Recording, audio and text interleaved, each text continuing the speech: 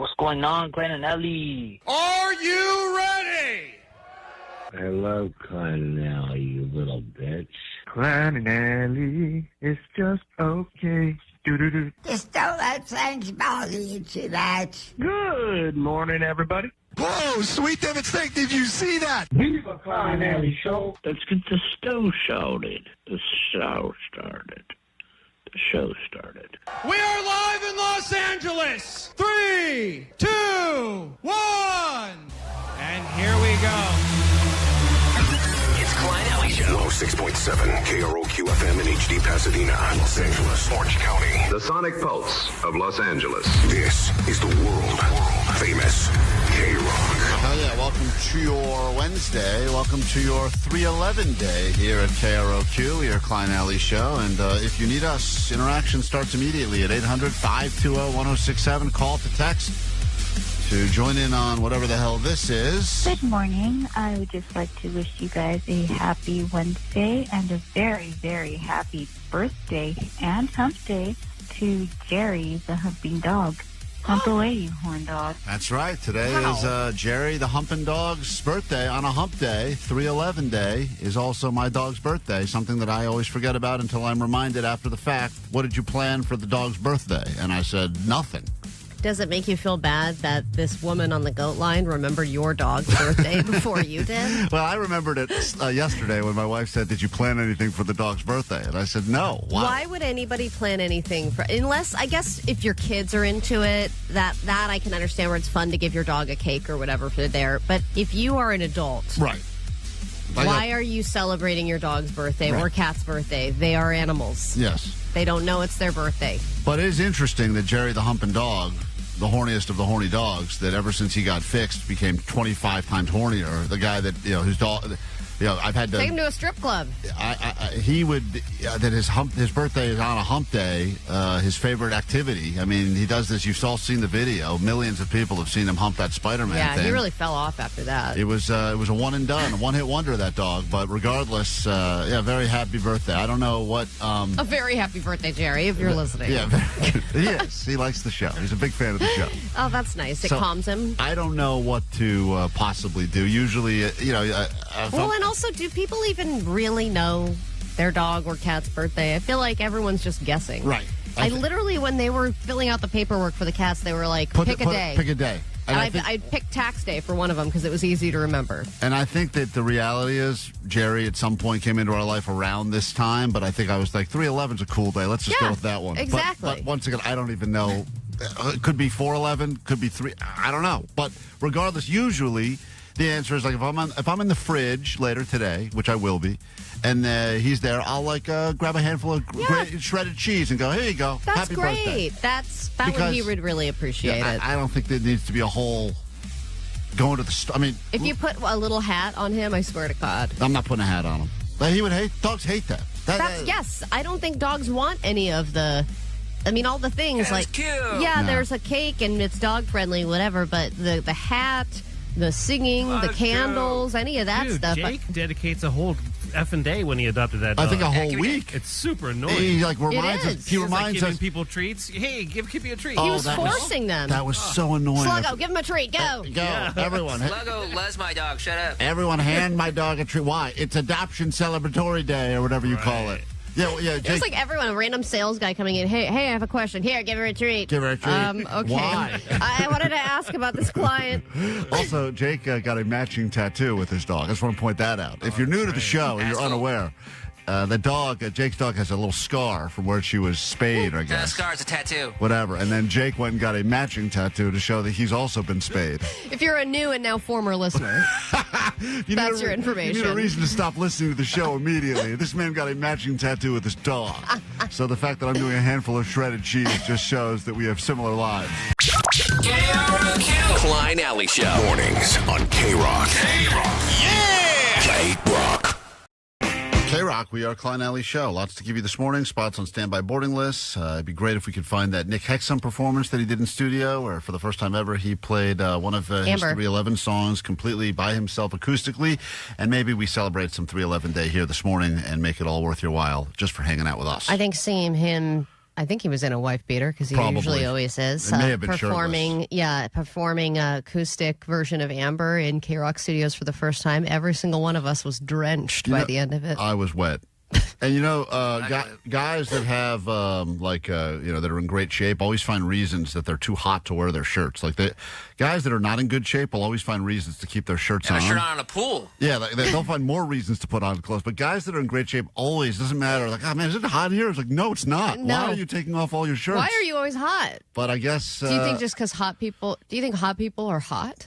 I think hot people may be actually hot.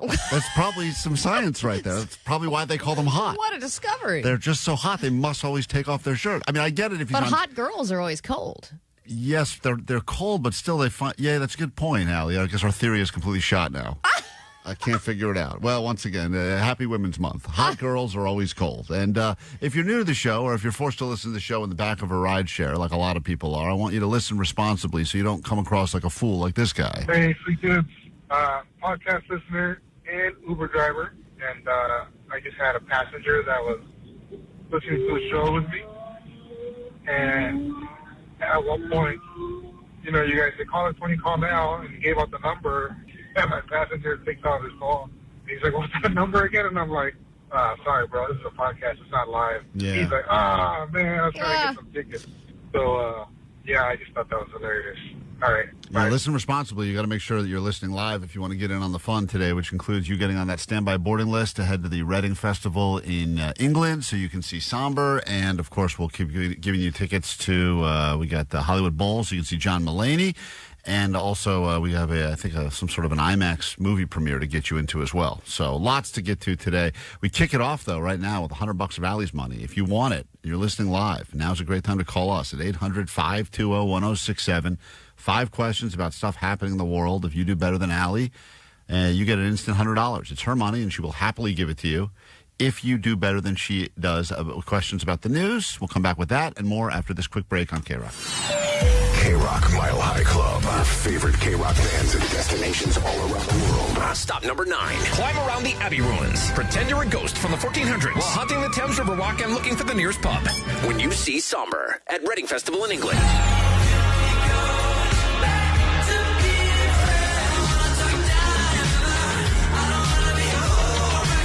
August 27th to 30th. Also featuring Florence and the Machine, Charlie XCX, Fontaine's DC, Role Model, and more.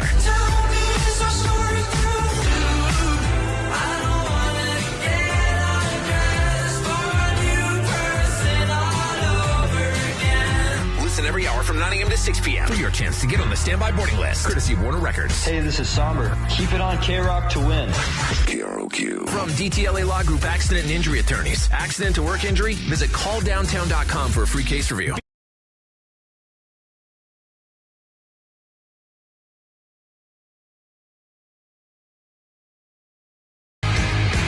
Questions, $100 every morning around this time. It's a chance for you to take Allie's money, take her pride, and get some bragging rights for yourself and an invitation back to the Allie Knows the News Tournament of Champions, which will be happening at some point in the future. We believe the grand prize will be $1 million of Allie's money. We're not exactly sure. We're sure because I don't have that. Well, we're going to figure out a way. As soon as Allie gets $1 million, we will immediately find a way to give it to you.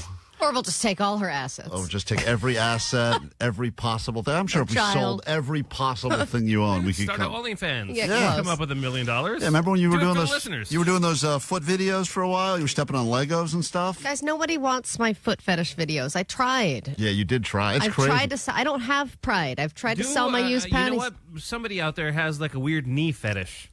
You got weird knees. I do have weird knees. Actually, my entire leg is atrocious. Oh, entire body. If you have atrocious leg fetish and wonky leg fetish. I'm buying that website right now. atrociouslegfetish.com. It's all available, by the way. It's interesting because it seems like it's impossible to not make money selling pictures of your feet, but you have figured out a way to somehow do it. And you were committed to that. Of all your stupid side hustles, that one you were like, I'm locked in on this foot thing.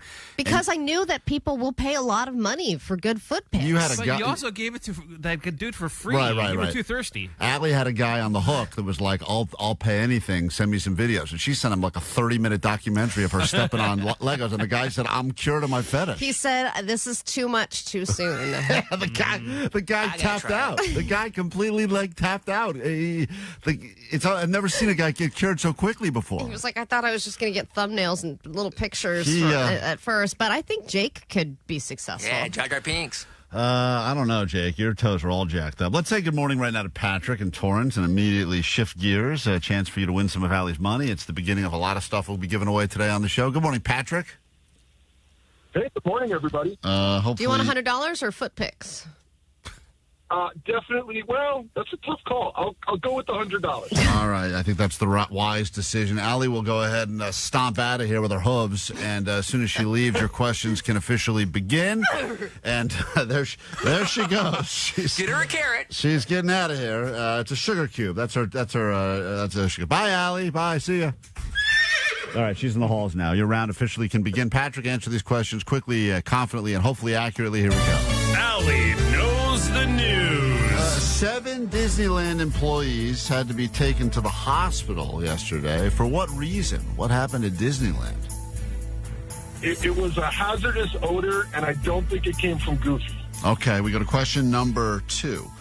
New poll out shows that this person is America's most popular figure. Of all of the famous and well-known people in America, this guy just finished number 1 as America's most popular public figure. Who is it? Oh, God.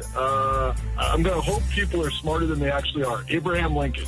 We got a question number 3. The great Kobe Bryant, R.I.P., brother, just had one of his records broken last night. Because he's black? No, because he's a Laker. And just had one of his records broken last night in the NBA. What record was it? It was the points scored in a game, but it was like number 2 on the list, right? Okay. It wasn't like number 1. Wow, this guy knows the news, so I'm impressed so far. Go to question number 4. Be impressed, brother? Good job, brother. See? Question number 4. Apple is going to be releasing 8 new emojis with the newest update. Name one of the new emojis that will be coming to your Apple device soon. It's a killer whale, like an orca. And finally, question number 5. Prices of this have gone up consecutively every day for the last 11 days. I commute to work every day for an hour. It's gas. Okay. Gasoline prices. Listen, Patrick, I don't know if you're a genius or a doctor or a brain surgeon or some sort of a scholar, but you played the game beautifully, and I hope Allie will be forced to pay you her money, and let's see what happens as she makes her way back into the studio right now. Here she comes. Making her way back into the KROQ studios now. There she is, Allie. I'm not going to tell you how Patrick did, but I have a feeling that you should get your wallet ready. That's all I'm going to say. Damn. Question number 1. 7 employees at Disneyland. God damn it, Jake. Were taken to the hospital. For what reason? There was a Jake level odor. No, it wasn't. It wasn't nearly as bad as mine. Jake, were you at Disneyland yesterday? And as they ran from the Star Tours attraction, he said, Jake's dig it! Yeah, it's natural moss. They do dig it. All right, so, Patrick as well said that there was a ominous odor, and it was a hazmat situation. Jake level, which is the highest level. Nuclear. It goes summer dumpster, and then Jake. That is the highest level of odor, and that is absolutely correct. Both of you get the point on that. Well done. I'm very impressed that he got that and you got that as well. And we go to question number 2. A new list has been released of America's most popular figure. This person is number 1 on the list as far as the most popular American. It's the Pope Leo. Oh, interesting guess. Pope Leo. He said Abraham Lincoln, but the correct answer is Pope Leo. And I believe 2 on the list was Stephen Colbert. But number 1 is Pope Leo, is America's most popular figure. And Allie goes up 1 as we go to question number 3. Kobe had a record that was standing for a while, broken yesterday in the NBA. What was the record that was broken yesterday? I saw that. These stats are always so confusing because they're so long and complex. Is it most baskets? Just the most? I will not accept that as the right answer. Most baskets in a 20-minute period on a Sunday. That is not right either. Yesterday was not a Sunday. You know who got this one right is Patrick. Kobe was number 2 on most points scored in an NBA game, and that record just yesterday, Bam from the Heat got 83 points in one game. So he's the moving I Kobe did down hear to about 3. that. Wilt Chamberlain's still number 1, by the way, but congratulations. Patrick has tied things up now with 2 questions left. Apple is going to be releasing, I believe it's 8 new emojis on the next update.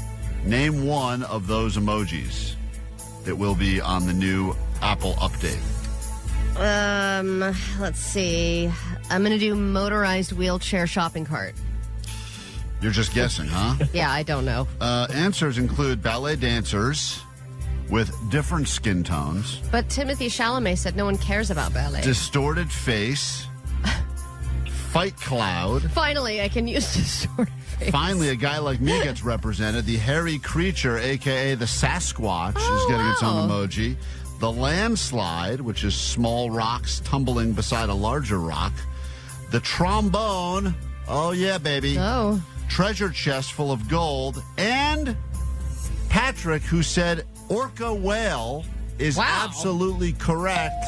Orca is one of the new emojis, and now Patrick has taken the lead on Allie by 1 with only one question left.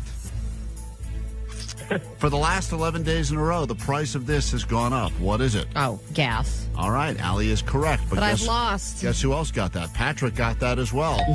And with a final score of 4-3. Damn. Patrick, you are $100 richer. Congratulations. And Allie will be paying the people. And what must you shamefully admit, Allie, over the airwaves of KROQ?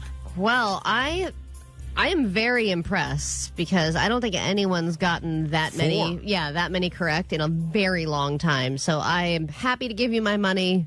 My name is Allie, and Patrick, you know the news, sir. Congratulations, Patrick.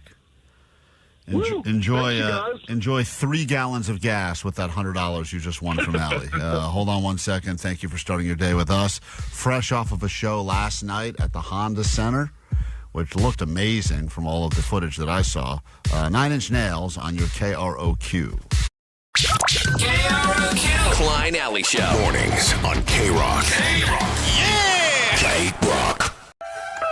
According to the text line, the people that were at that show last night, 9 Inch Nails, Anaheim, said it was pretty incredible. So there you go. Super jealous. I know we sent some people there as well. There is a liar among us. And one of the things that we try to take pretty seriously on the show is being as honest as humanly possible, even if it makes us look terrible. And that's why we do Box of Shame and the Lie Day Friday and everything else to prove that we are sadly telling the truth about things that even if they sound too good to be true, too ridiculous to be true on the air, whenever there's an issue that one of us questions if that's real or not, we will put them on the lie detector test and prove that they are telling the truth or punish them, as appropriate. Well, and I get offended when people accuse us of lying with things like Allie knows the news. Right. Number one, we're not smart enough for that. And number two, we would never do anything like that. Now, that's why I was so alarmed when I got some information delivered to me yesterday pertaining to someone on the show and someone on the show that is being dishonest about something, and they're being dishonest to multiple listeners. And that's the part that bothers me the most. You want to lie to each other, fine. I don't like lying to the listeners at all because we are asking people to give us some of their time in the morning. We appreciate it. They like the show. They spread the word. They help us grow the show. They're a part of this with us. I feel like we're friends. Sometimes we've met, sometimes we haven't. And the honesty between us and the listeners, I think, is very important. And that is why, would anyone like to admit anything? Anyone on the show like to admit any dishonesty, that anything they... It was me. No, I don't even know what you're talking about. And that's fake Vanessa. Oh, that's fake Vanessa. That's a clip Omar's playing. Feel guilty, bitch. Okay. Oh, my Vanessa's gosh. yelling at herself now. Jesus Christ. Her arch nemesis herself. Vanessa, if you have something you'd like to admit to yourself, go ahead. It seems like you It's a real Jekyll and Hyde situation. I don't know. Can't think of anything. No, it's not Vanessa. Vanessa's not a liar. Vanessa's too honest. That's right. Jake, anything you want to admit at all, or? Me? I'm just wondering. No. Okay. Allie, you good? Yeah, I'm good. I feel pretty good. I feel like I'm too honest. Omar, you good? Yeah, I mean, the only interaction I have with listeners is when they DM me on Instagram, and I don't answer. And I don't lie because I don't say anything. And I ignore them. No, I've never met a listener because I don't go to the show events. Okay, that's so that leaves Johnny. Anything you'd like to admit? No, I'm trying to think too if I'd done anything. Trying to think is difficult. Yeah, for you, but it is you. I'll let you know it is you. Oh, it's me? What did I do? Were you telling listeners that there was something that we did that was a lie on the show? Were you telling people, multiple people, because I have reports from multiple people, that we faked or fudged something? that we faked something on the show? That something that you're not happy about because you don't think it made you look good. And so as a result, you're now saying that we made it all up, even though we didn't. In fact, it's probably the most... Wait, what thing? I'm really trying to think. I'm asking you, Johnny, because I got multiple sources with confirmation. What event was that? We can't keep doing this. Just tell him. Yeah, just tell me. I really don't know. Did we all give blood a few weeks ago for something? The blood drive? No, not the blood drive. Oh, my God. The T test. Oh. Yikes. Yeah, wait, what about it? Okay, and did we find out without a shadow of a doubt, using the world's finest medical research and the people at Evolve in Encino, anti-aging, Evolve, a legitimate lab/clinic, that you had the lowest T on the show? I mean, we proved it already with science. Okay. A lot of people have been saying that you have been going around and saying that we made up the results because it was funny that you had the lowest T on the show, but that wasn't the real results. I mean, we obviously proved it already. We had the science, and we had the guys come in. Holy crap. Does he not understand what's happening? Johnny. No, I understand, but, like, what do we... Johnny, are you telling people, after the fact, after we did it on the air, and we got the results, and we found out Vanessa has the highest T and you have the lowest? Greatest moment. One of the greatest moments ever. Funniest moments ever. Have you been telling people since that happened that the results were, when they come up and they bust your balls, or bust your lack of balls, and say that you're low T, They Johnny? bust your vagina. When they bust your badge. Are you telling people You know what's crazy is you tell them this stuff, like, sarcastically, and they believe it. And then they, like, run with it, and they go with it. I mean, look, we literally did it live on air. It was proven with the science and the technology. Johnny, there was no fudging anything. That was 100% authentic. Okay, but are you telling people, because you're not happy with the results, because you were so confident you were going to have high T on the show? When you were doing a celebration dance. I thought it was funny, because in the video, too, you could see me running around. and I was like, this is hysterical. I know you thought it was funny until the results came out, and then you didn't find it funny at all. We were all there when the original thing happened. Yeah, we were remember. all there. We saw it all. Johnny, But that's not being disputed. Are you telling people, have you been telling multiple listeners that it was fake? That it was fake? Yeah, I fudged with them, and I joked with them, and I was like, oh, yeah, it's fake. It's all a joke. It's all purpose. You fudge with them? What? Yeah, I mess with them, and they're like, oh, yeah, they run with it, and they believe it. And they obviously believed it, because now they're trying to DM you, say, like, oh, Johnny's lying, Johnny's lying. It's literally, by the way, they're not saying Johnny's lying. They're saying, hey... he's spreading rumors saying that, like, no. Up. They're saying, hey, I just want to confirm something. I like your show because I think that you guys are transparent and honest about all the things you do. And Johnny informed us that the results of the T-test were fake because you thought it would be funnier that Johnny had low T on the show. And Johnny claimed that that's not true. And you guys, that Klein and Allie, rearranged the order to make it funnier. Did you tell people that? I joked with them about that, Wait, joke? What do you mean joked with people about it? You don't do jokes. We were learning that this week. I know. That's why. And these dudes believe it, and they try to hit you up now, and they're like, oh, my God. Like, why would you lie? Why would you joke about that we would lie and fake the results? Because doesn't that make us look bad? Don't you think that then they go, wait a minute, if Klein and Allie are lying about the results of the T-test, what else are they lying about? Maybe Allie's cheating and Allie knows the news. Don't you think that brings into question the authenticity of the show, which is, to me, the most important part of the show? No, I mean, to me, it was just like small talk. Just like, oh, yeah, I just joke around with them. But that's all. I mean, was you- this on the that's a phone joke. when somebody called, or what's the scenario? What's the what's well, the I circumstance? talked to a few listeners Who that were at that the were event. at the that were at the Big Bear thing that Johnny was Lord. at. Okay. And then I talked to some other people that are claiming that if they were busting Johnny's badge on Instagram, that he was responding as basically saying that the results of the T-test were not real. Would you like to be retested again? Because we can have Evolve come back. I actually called yesterday. I was so upset when I saw these DMs yesterday. I called Evolve and I said, "Hey, just confirming the results that you gave us on the air, the 100% authentic results." They said, "Yeah, of course. Scientifically, there's no dispute about it. Johnny had low T on the show by a mile." We proved it with science. But you're not happy about the results. No, I take all the results. I mean, there's no denying anything. The guys came in, they pricked us. That wasn't the question. Are you happy about the results? I mean, no, but I mean, I don't care that much. I don't think it's going to change my life. You're lying about it. How am I lying about this? I don't give a damn about testosterone You're lying results. to people. You're telling people that the whole thing was jokingly lying like, oh yeah, it was fake. It Guys, was as fake, usual, we are just running around in circles. Yeah, for real. And now bro. I need to step out. I'm just going to tap out. Allie's out. 562 said, what about Klein? Was Klein lying about his car being stolen a second time? See, this is what happens, Johnny. When you tell people things like that and they think it's true, then they start questioning everything. There was photos of the car being stolen and us at the scene with his wife there. That's like not even a question. 909 says, I don't even think Allie's a lesbian now. Maybe I'm not. She's not even a woman. Well, that part is questionable. Shut up. So Johnny's more of a woman than me. There are... it's my month, damn it. So Johnny, how many people, out of curiosity, did you tell that we faked the results of the T-test? If you had to guess, if you had to ballpark the number. I'm sorry to say ball. I know it's a tricky word. No ball talk around me.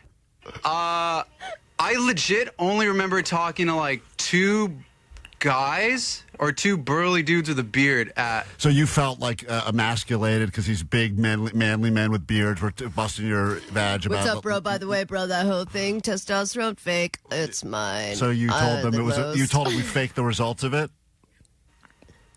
Wait, I was listening to Allie's joke thing. What were you saying? Allie's joke. I was listening to her voice. So I was like, damn, that's actually pretty good. Wait, Johnny. So you told multiple listeners that we faked the results. Oh, no, I was joking with them, yeah, and I told them, I was like, oh, yeah, faked, yeah, sure. But then you say, I'm just joking with you, or then you said, no, those were actually real results, and I have low T. I mean, I can't really gauge when people have, like, they understand sarcasm or stuff like that. So I don't think you even think you're joking. And then when this is being called out now, you're saying I was joking. But I don't think that in the moment you were joking. Someone now says, I think Jake may not even be single. He may be married with kids. Someone said he might not even be stinky. Whole family. No one knows now what's real and what's not anymore. Johnny is bringing into question the whole... I have a mistress. I get laid every day. Wow. Unbelievable. 562, we got to bring the lie detector guy back in studio to really put Johnny to the test and see if he was intentional with his joke. Man, oh man. Josh on KROQ, good morning. Hello? Hi. Hi. Okay. Is this Johnny's inner voice? Yes, hello. We've taken a call from the inside of Johnny's head right now.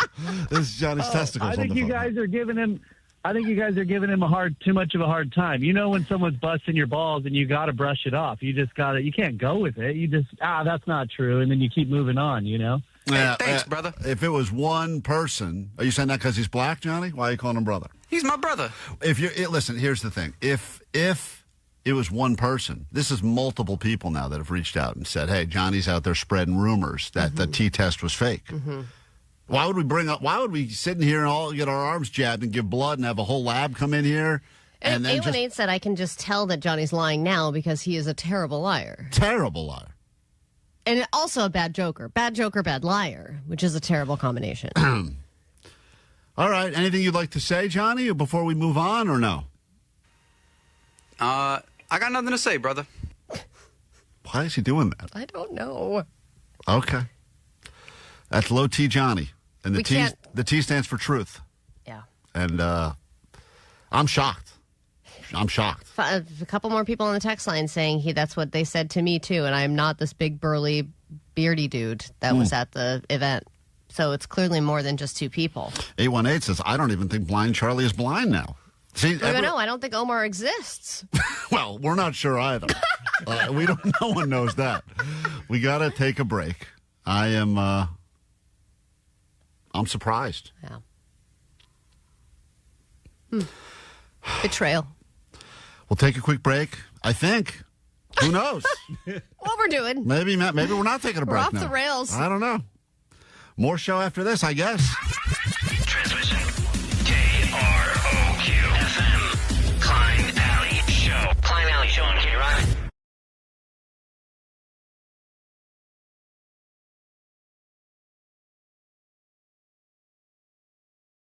Let's get into your news, then a brand new hour of the show can begin. Then we get you on a standby boarding list. Send your ass to England for some Sombr. That's all coming up. Grab your Adderall. It's time for A.D.D. News. All right, a couple of Laker updates this morning. One professional, one personal. First off, Kobe Bryant's record was broken last night. I had a chance to finally read about this, and now I kind of understand. Man, you could have made some money had you read about this an hour sooner. I know. Bam Adebayo from the Miami Heat scored 83 points in one game, which is the second most points scored in a single game ever in the NBA. It was a record that was previously held by Kobe Bryant, who scored 81 points in a single game. Last night, Bam scored 30 points just in the first quarter, which that has to be a great feeling. I mean, I don't have many athletic accomplishments, but I would imagine when you're having a hot game, you just feel like you are absolutely destroying and you're invincible. And then in the personal realm, Luka Dončić is having a little bit of trouble. We're only going to give Allie names that are hard for her to say moving forward because it's hilarious to watch her. It's a donkey. That's not donkey. That's how it's pronounced. Dončić, is it not? Mm-hmm. Nailed it. I was supposed to see his first game, but I know he didn't play. I won that raffle, and then he didn't end up playing. So, but apparently, obviously, he's very good. He's a legendary player, but he's going through a custody battle for his kids right now. I hope it doesn't. I'm supposed to go to the game tomorrow. Lakers Bulls. Well, and then if you're going through a lot of personal issues, that can affect your professional game as Of course. you know? But, yes. This is like whenever I hear about a player that just had a baby, or so, I always think to myself, oh, man, they're going to be real tired. They're not going to play as well. Yeah. So he said that he has made the tough decision to end his engagement. This has to do with his daughters. He says he loves them more than anything. He's been doing everything he can for them to be with him in the U.S. during the season. I mean, I'm not going to choose sides here, but, shouldn't he get them?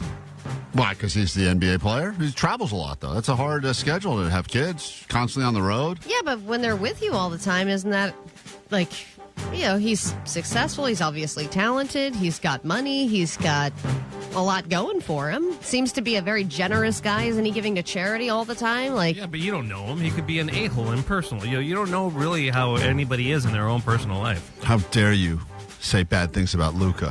What? You think he's just a complete dick off the court? He seems like a super nice guy. Omar's absolutely right, though. You never know the situation. So I don't know even. Yeah, I think that he was engaged. He was supposed to marry this woman, right? Yeah, and he called off the engagement. And then a couple of called off engagements this week, by the way. There was like 3 or 4. Right, there was about 3 or 4 different called off engagements. Yeah, Dak Prescott also called off his engagement. They did like a cryptic post, too. Apparently, it's not easy to be in a relationship with a professional athlete. That's what I'm learning. But I'm sure it's easy for them to be a dad. Sure, very. Okay, so I don't know if you believe in bad omens. It seems like things are bad enough already in the world. But according to some, it's about to get a lot worse because of the Doomsday Fish. A rare sight turning heads at the beach.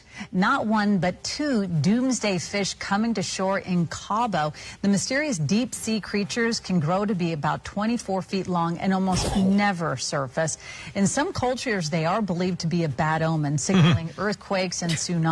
That guy doesn't seem to take it very seriously. Jesus. 24 feet long? Yeah. The doomsday fish? Have you seen the video of it? It is terrifying. Terrifying. All that stuff in the deep, deep ocean that you're not supposed to ever see. There is some weird crap down there. Yeah. And I don't know how it would get all the way up here and onto shore, but apparently it's not good. So with 2 showing up, it is double the trouble. Or, I don't know, maybe Philip. I was thinking they cancel each other out. I mean, it's good luck.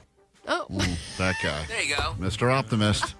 All right, get into a brand new hour of the show right now. Now that we got that good omen as we move forward, here we go. 106.7 KROQ FM in HD Pasadena, Los Angeles, Orange County. The Sonic Pulse of Los Angeles. This is the world famous KROQ. Oh, they read the second text on the text line. Another professional athlete name that they would like you to try to pronounce. Okay. A lot of people sending us their favorite athlete names for Allie to try to say. Giannis Antetokounmpo and Victor Wembanyama. It's KROQ with Klein Alley Show. I'm Klein. That is Allie right there. You got DJ Omar Khan. He is the audio sniper extraordinaire.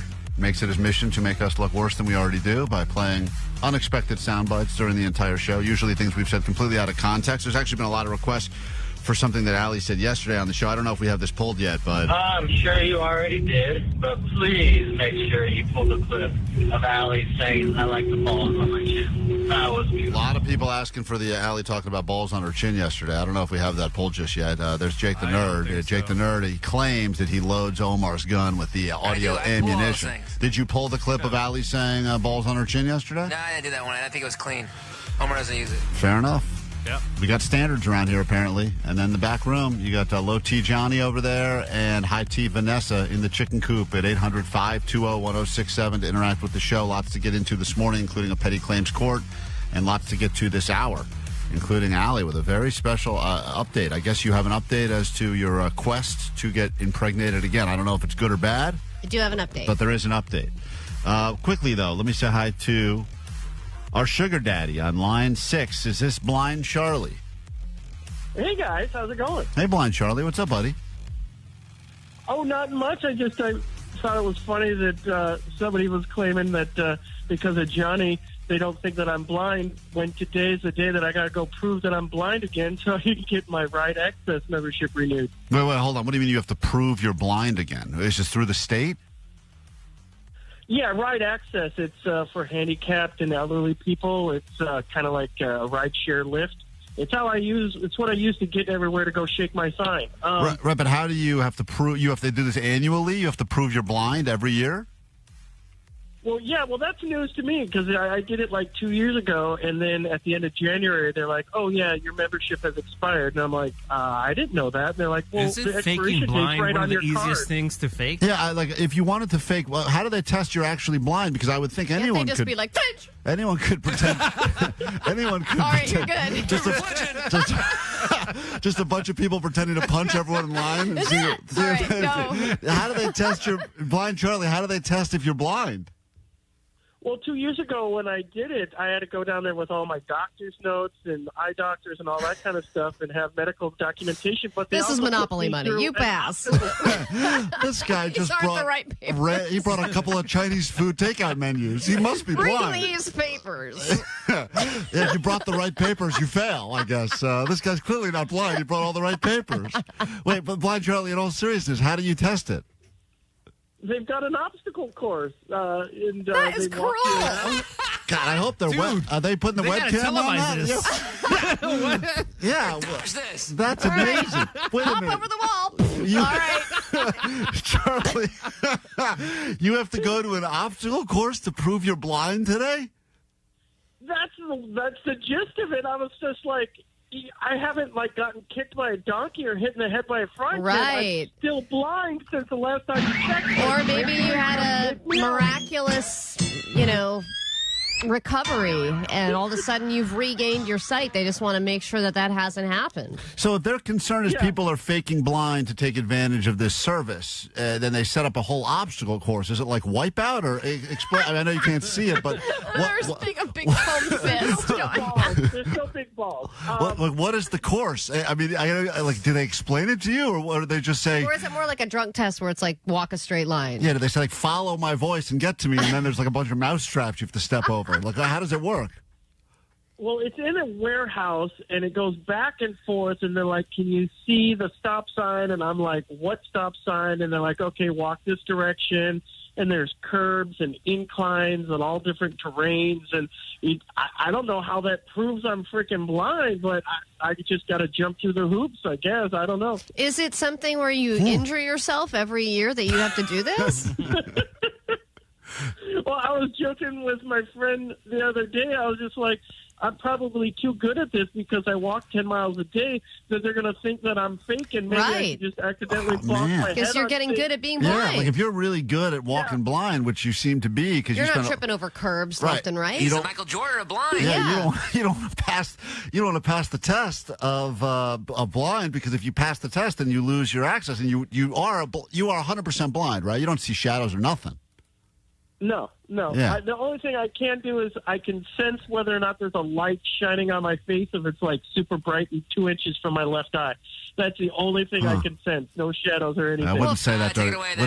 Wouldn't say that during your test. Yeah, dude. but if you ever need a witness, it's just easier to just say, "Yeah, I'm 100% blind," than to explain that every freaking time somebody asks. Right. If you ever need people to corroborate that you are blind, we are happy to testify on your behalf, because anytime we have seen Blind Charlie at an event and brought him up on stage and put a microphone in his face, it's a mess. He's facing the wrong way. Right. I mean, it's remember when he threw that bowling ball down the wrong lane? He is blind. Yeah. That should be part of the obstacle course, by the way. Show him the video of you ruining Allie's bowling thing. I mean, that was unbelievable. Your test is over. All right, listen, Blind Charlie, good luck with your blind test. Ask someone to film it. Well, yeah, can anyone film that for us? I'd love to see it.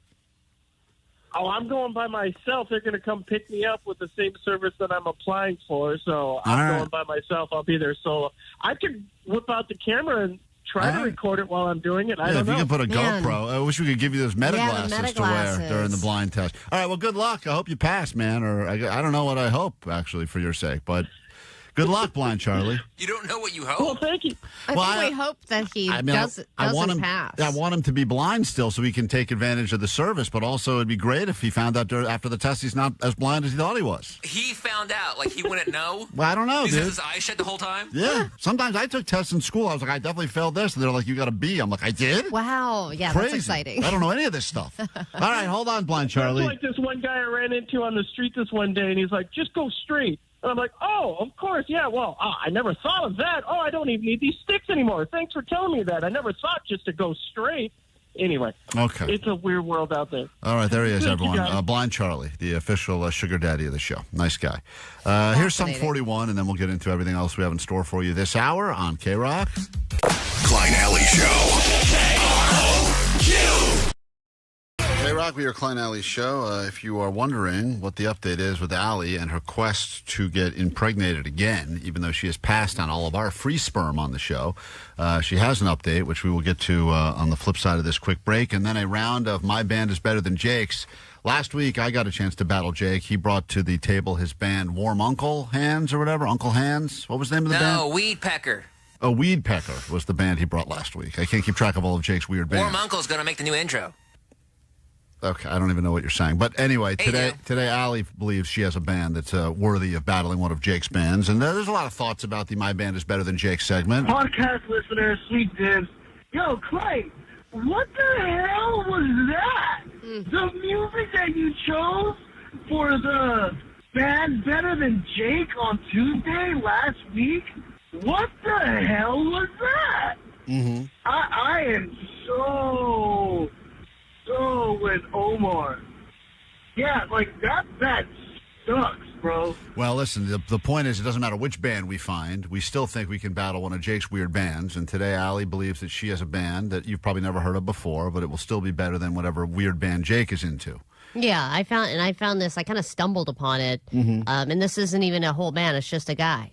Just one person. Just a dude. So we'll get into another round of that coming up as well. We believe that we have a band. And Jake, the band you're bringing to the table today is who? I just found out about him 2 days ago. They're called Sombr. Song? Sombr. S-O-M. Play a free show this Sunday at Transplex Brewery in Palmdale. You just found out about them? That is a mouthful.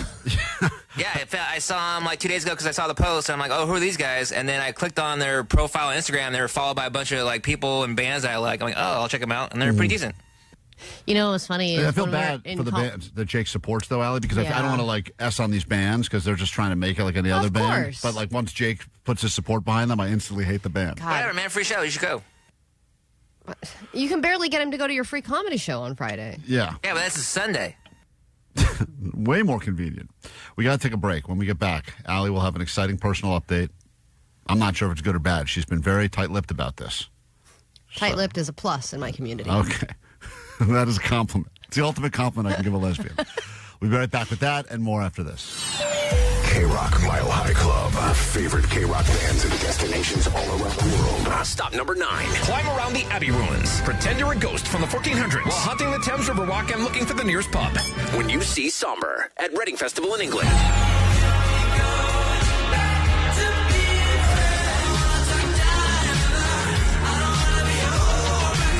August 27th to 30th. Also featuring Florence and the Machine, Charlie XCX, Fontaine's DC, Role Model, and more.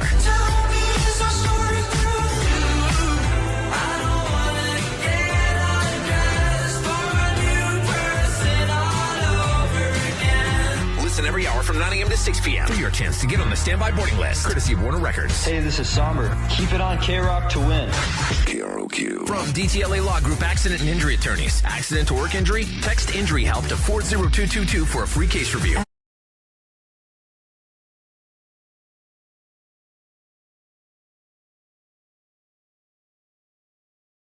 KROQ, we are Klein Alley Show. In about 30 minutes, get you on that standby boarding list so you can travel internationally.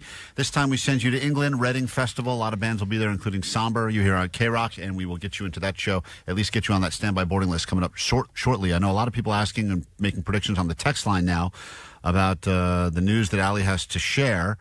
This is a very personal journey. It has not ended well a few times, and I know that you were apprehensive about even talking about it, understandably. Yeah, because I don't want to be sharing bad news over and over and over again. And thank you to everybody who's reached out, who's done IVF, who is in the process of IVF, who now has a baby due to IVF. We were trying just to do regular turkey baster insemination a year or two ago. It wasn't going well. It really felt defeating and kind of felt like, okay, maybe this is a sign where we're just meant to have one kid. And then we decided, you know what, this is our last-ditch effort. We're just going to try one round and see how it goes. And today yesterday, actually, we got the results of our embryos. So what does that even mean, the results of the embryo? Don't worry, Klein. I've had to explain this to my parents 1,000 times. Why can't you just do a natural thing where you get with a man? Is that what they're saying? Is that their response? Well, it's funny because you give them updates and they're like, okay, what does that mean? And then I have to explain what it means, and then they're like, am I happy? Am I right? sad? I know it feels like there's too much math involved because I've had friends that have gone through something similar, and they're like, well, we started with this, and then we had minus the 3, and then you got 2 good. It's like an elimination round every time. I'm not a genius here. Just explain, what are we doing? Like, what do you need, a pink blanket or a blue blanket or what? What's happening here? I don't know. So we did the egg retrieval, then they matched it with the sperm. Out of all of those, there were 11 that fertilized, but only 6 really progressed to the next level. And before we get to the ones that made it through in this round of Egg Survivor, where the sperm, once again, you opted to not go with any of our sperm on the show. Boo! Yeah, we went with the same donor that we had for Wesley. Same guy. Same guy. So these, if this all happens, then donor 16043. Oh, you should have went with Vanessa's sperm. Yeah, I was Vanessa. going to say my sperm. Vanessa's got the high T, baby. Vanessa is one of those. She looks at you, Allie, you can get pregnant. Yeah, that's true. So we got the news yesterday. So once they had those 6 embryos, they freeze them, flash freeze like a salmon, and they set them off to get tested, genetic tested, just to make sure that they're not all wonky and weird. Like you. Right. Well, half wonky. If you wanted this child to resemble you, wouldn't you want a little wonky in the kid? Just dent it a little bit before you stick it in. Yeah, anything, you'd leave it out the freezer for an hour? Wonk this kid up a little bit. Slow down the development. So they got the genetic testing back yesterday. Okay. And they let us know that for a woman Katie's age, with the eggs and everything, there's about a 55% chance that the embryos would be normal. So you've got like a 50-50 shot. So we, is that good or bad? 50-50. It's 50-50. I guess it depends if you're if you're younger, if you're like a 22-year-old woman and you've got these great, vibrant, brand new eggs, then it's probably much higher. It's probably more like 70% or 80%. But you don't know. The older you get, the more dicey your eggs get. It's like 1 and 2 is just kind of a dud. Yeah, I got it. Okay. So do you? I know. I still don't know if I'm happy or not. I don't know if I'm playing sad music or happy music after the story. Do you have sad music ready? Oh, no. I do. Is that what I got to go with? If I give you bad news, let me hear the music. And then I'll want to hear the happy music. This is the one I have ready to go. Okay. That's the sad. What else you got? Okay. That's actually what the doctor played. That's so funny. Well, that means you're very pregnant then, if that's what they played. So out of the 6, 3 are healthy. Yes. 3 healthy, and 2 of them are good grade, like A-level grade. A-level? And the other one is meh grade. What does meh mean? That's C? A girl. A B. B? Yeah, they do it A, B, C, D. So I got 2 A's that are healthy and 1 B that and we is healthy. started with how many? We started with 12 eggs. 12 eggs. A dozen. Yeah. Just like at the store. A dozen. 11 of them fertilized. Okay. 6 of those went on to become embryos. Then 3 of those ended up being healthy, viable embryos that could create human life if transferred into my womb. So out of those 12, 3 are now the finalists. That's very exciting. So you have 3 chances. That's the podium right there. These 3 are on the podium. And do you know the sex of them? I do know the sex, but I'm not going to share that. No. But it's wild because there's 2 of one and 1 of another. And then I'm going to guess boy or girl. Are you going to guess both? Well, yeah, I'm going to guess. You're that, right. Yeah. Hey, all right, good. Just want to be right. Just we have both sexes available. Both options. Which means you will ultimately get to make a decision. Or we could have the doctor make the decision. Do a little Russian roulette with the embryos, spin them around, pick one, put it in. And what would you do if you could choose? This is interesting. Oh, we know what he would do. I mean, yeah. Take the girls, throw them out. Yeah, I mean, I have 2 daughters. See how far you throw this. I prayed both times. I got on my knees. I said, "Dear God, I know I don't speak to you often, but give me a goddamn son for the love of Christ." And he gave me a daughter. Both times the doctor looks and goes, "Let's see if we see a hamburger or a hot dog down there." And I go, "What? Come on, hot dog. No, I'm just Come on." hungry." And he goes, "We see a hamburger." I go, "All right, well." Does that mean? What about ham dogger? So I think, wow, that's interesting. You're right. Do you want to play God, or do you want to let the doctor play God, or you want to just go roulette style and figure it out? Right. And Katie and I weren't even necessarily in agreement about what we wanted, what information we wanted when we were talking to the doctor. She didn't want to know the sex. I did. So he's like, "What do you want?" It's Women's Month, so it feels weird that you would opt for the boy during this month. I mean, you may want to hold that. When do you have to make your decision by? When the transfer happens, which could be a month or 2 from now. Oh, wow. Yeah. So the next phrase is that now the baton has been passed to me. Now I got to do some tests. I got to go through that process. And they got to prep my womb because I'm basically acting like a surrogate. Oh, yeah. But you're doing it again? Yeah. Yeah. Once you the gotta estrogen. get off the drugs. You gotta quit that. Yeah. Well, the drugs might help. No, you're all. Yeah, you got a lot of street people were saying. Okay, so I have a month of detox. Yeah. And then I can focus on prepping my womb. Again, let's go. Yeah, man. if I get pregnant, it'd be Fat Allie all over again. So fat. The fattest. The fattest. Maybe it'll be funny again. Well, maybe. You never know. Great. Yeah, can we pick the funny embryo to make you funny? It's weird because it's gotta be a boy, you get right? funnier because you get fatter, but then you also get the brain fog of the pregnancy. Yeah, so you're just kind of weird funny. Yeah, people were concerned because you're all hopped up on Adderall now. That was once. Allie's the only cool one out of all of you guys. Allie, let's hang out, y'all. It seems like you're not the only one that does Adderall. Up in this. Allie's all Adderalled out now. Pregnant and on Adderall. 818 said, spin a wheel. Pick the sex. I mean, let's just do spin the wheel in the studio. A quick vote here. I mean, come on, Allie's pew. Boy or girl. Omar, who you voting for? Boy or girl for Allie? Oh, I would say since they already have a boy, you definitely go girl. Interesting. Jake? I would say since they already have a boy, boy. Double boy. Vanessa? Boy. Wow. Johnny? He says boy. Klein? I say neither. Ooh, love it. Just say no. Walk away from the whole process. Right. That's a call quits. World famous KROQ. Klein Alley Show. Klein Alley Show. KROQ. KROQ, Klein Alley Show. Someone get Crystal B on the phone and get her ready to come in here if Allie gets all knocked up again. Very exciting update on the show. This is a music station, KROQ. Clearly, a lot of bands that you know about now, like Linkin Park, you heard for the very first time here on KROQ. A lot of these bands give KROQ credit for helping launch their careers. And then there's the bands you've never heard of before. And those are the bands that Jake will always talk about if you spend some time with him, because he's always going to some random weird bar or some random weird place that no one's ever heard of to see a band no one's ever heard of. And then he forces us to learn all about these bands. So we decided, let's figure out if we can find bands that are better than Jake's. A band is better than Jake's. No, it's not. A band is better than Jake's. No, it's not. A band is better. My band is better. A band is better than Jake's. It is not. Yes, it is. Yes, it is. Yes, it is. My band is better than Jake's. Seriously, no, it's not. So it's not Jake cool. made that theme song because he believes that his bands are the best bands. As the challenger always, Jake, you get to go ahead and introduce your band first. We'll take a few listens to it, and then today Allie will attempt to come up with a band that's better than your band. All right, this band is called Sombr. I think that's how you say it. S-O-M. I just found out about them 2 days ago because they're playing a free show at Transplants Brewery in Palmdale on Sunday. I'm stoked. I'm going with Jacob Gibbons from TikTok. We both are fans. Jacob Gibbons from TikTok? Yeah, he's kind of popular.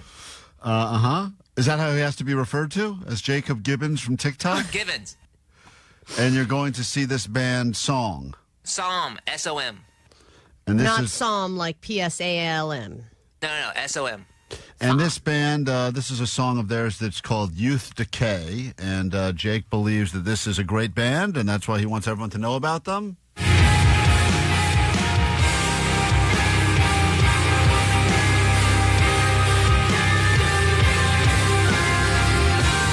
Another one of Jake's bands where there's no vocals.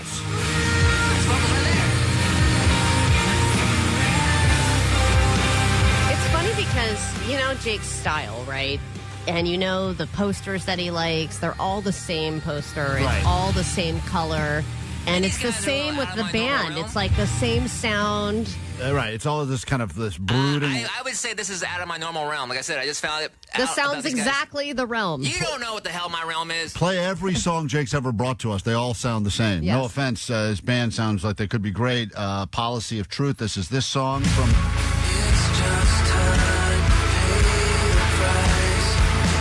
Jake, I think you're depressed, dude. Every one of your songs we listen to is kind of like this.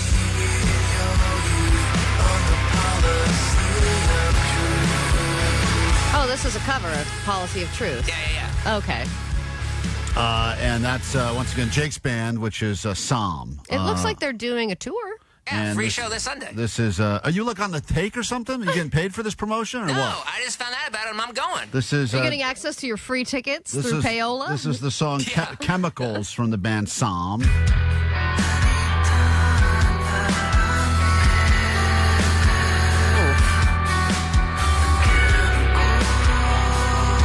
Now, does this singer stand in front of the audience, or is he like all the other bands you like where he hides behind the speaker? I don't know. Never seen him. That's Sombr, and apparently they have a free show on Sunday that Jake would like to tell you about at a brewery. Transplants Brewery in Palmdale. Are you going with who from TikTok?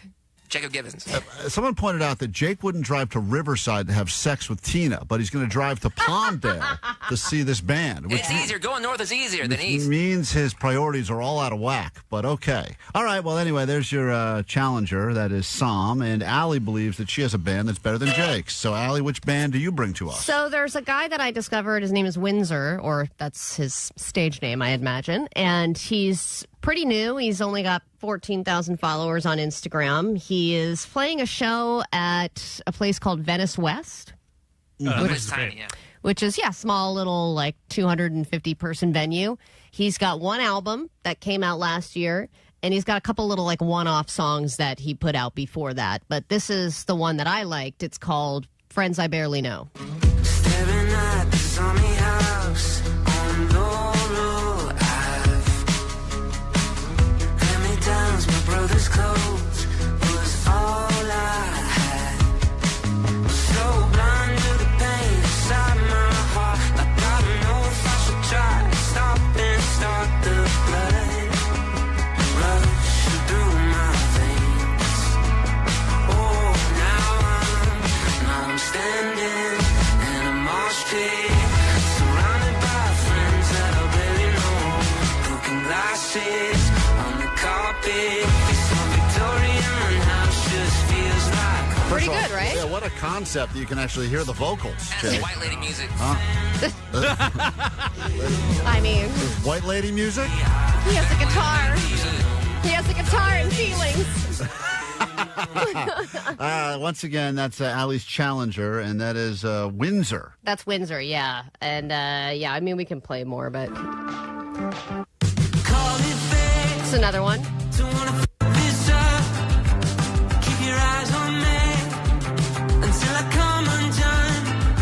I want to know you again. Be a nice evening at Venice West. All right, so having there some you drinks go. and dinner. Let us know your thoughts. Will Jake Are you going to the show? win again? No, I'm not. Okay, yeah. So you don't even. I'm going to be out of town. Actually, I would go if I was in town.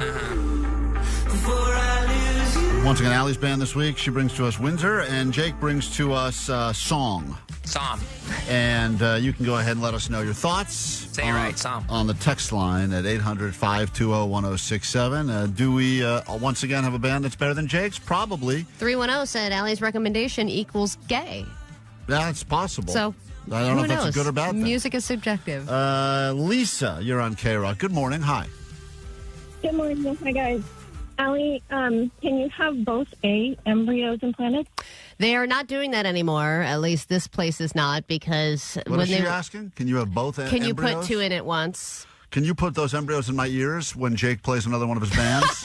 Is that possible? I think they're too small to block anything. Implanted in my ears? No, the question is, like, if I had 3 embryos, why don't you just put them all in at once to increase your chances? Oh, yeah, I love that. Yeah, but then I had Then you end up with, like, Octomom Yes, stuff. exactly. That's what was happening. Ah. So they're like, no, you don't want twins, you don't want triplets, you don't want all the risk. Let's just do one at a time. All right, well, thank you, Lisa. Appreciate it. Allie, if you make... I want Octomom. Yeah, too bad. If Allie was the next Octomom, finally the show would get some God, attention. I'd be like 500 pounds. by There's the a end lot of of people that are trying to have kids that can't. It would Yeah. make sense. Why don't you load up with as many as you can, and if you have extras, we'll just give them out on the air. Well, yeah, there was a whole thing we had to fill out about what would we want to do with the extras. Yeah, let's give them out. Call her 20. No, you got to eat them. Or eat them. We give them to sell to bodybuilders. Scramble. Embryo scramble! A lot of opportunities. We got to take a quick break. We're back in a moment with your actual news, and then we get you on that standby boarding list. Sends you all the way to England so that you can check out some Sombr, and that'll be coming up after this. Their teachers told them they'd never amount to anything. Well, look at them now. Thanks, teachers, for always being right. Klein Alley Show, amounting to nothing. Mornings on KROQ.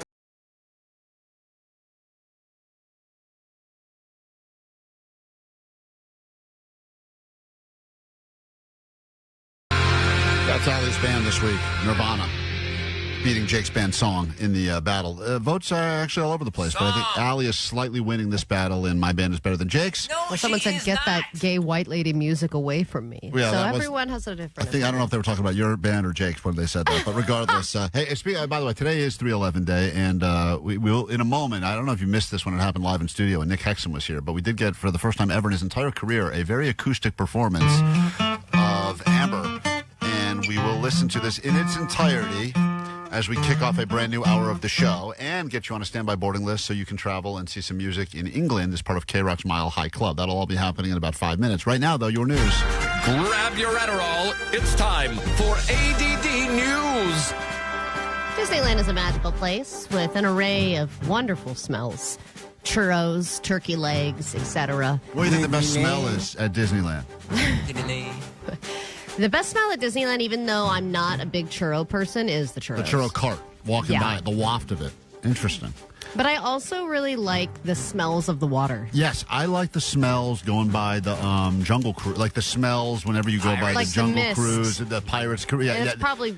I'm sure it's probably asbestos-y or something, but Sure. it's got there's something about that smell. I know it's chlorine or When whatever you're in else. Pirates of the Caribbean, you get that lagoony, misty Yes. smell. That is Disneyland to me, for sure. My least favorite smell is European tourist. Ah. That is my least Mhm. favorite smell. Well, it's probably this one, too. There was a bad smell yesterday. It was the complete opposite. 7 cast members were hospitalized over a horrific smell, an unknown odor coming from the backstage area near Tomorrowland's Star Tours attraction. And they eventually said that it was contractor materials, which... It's fine! All right. It's not fine, Jake. It's a terrible smell. Yeah. Contractors materials is definitely code for a guy took a giant crap, right? Clearly, in the porta potty. Contractor took a giant crap. They wouldn't say that at Disney because Disney's too happy of a place, so they just call it contractor material. Yeah. Right. Contractor materials. Right. Contractor takes a giant crap and everyone can't handle it. And But then it they could have been the experience chemicals of, Yeah, they're building new lands over there all the time. Yes, and there's construction being done. So they said they experienced dizziness and shortness of breath, and they were taken to local hospitals for treatment. Everyone's fine, but yeah, sounds pretty cool. All right, I said it's fine. All right. Okay. Jake is the official arbiter of all smells. Jake, were you at Star Tours yesterday? No, but I would love to be. I'd be I get a trophy for that, like a plaque to give people. When you go to a place like Disneyland, do you have to plan out, because there's only one or two single bathrooms there? Well, Jake gets to cut the line, I think, because of his situation. He got to, by the way, this will blow your mind, Omar, because I know you didn't take the trip with us to Colorado. Jake got to board the plane before anyone else. Because of his craps. Because of his crap situation. Does he have a card or what? Or is it because of his dog? He's got a crap card. I don't know why, but it's wild. I have a disability. No, but Jake, when they say board the plane early if you need more time, they're not talking about you, dude. Yes, they are. They're talking about people that are limpy or have broken legs and stuff. Or old people. Yeah. I am crappy. I have a dog. You skipped onto the plane with two working legs. I believe he said, "See you later, bitches." Yeah, I'm pre-boarding and left. It was unbelievable. Deuces. I think Sucks to suck later. I think he pushed a woman on a wheelchair over and said, she went flying. "Sucks to suck, old lady," and he walked on the plane. If you wanted to apply for one of those handicap parking things, can you get one? I'm sure I could, but it's a real pain in the ass. Oh. You know what's more of a pain in the ass is not having. Yeah. That's your condition. That's the condition you got to put on the form. Pain in the ass. Pain in the ass. Jake, I don't think, and I'm being serious. I'm not trying to give you a hard time. I don't think you're supposed to board the planes before anyone else. No way Because before. there are some times that when I get on, I had to use the bathroom right away. But there's a bathroom in the airport. Such a bummer for everyone else. But the anxiety of waiting in line and not knowing if I can go in there right away causes me to have to go more. Jesus Christ. Do you explain this all to the gate agent? No, you don't have to, so get out of my way. All right, another day, another Waymo problem. So gross. There are new Waymo problems popping up every day. There have been a lot of questions about whether or not Waymo should still be on the roads because they are getting in the way in emergency situations. And now in Austin, there was one that almost got hit by a train.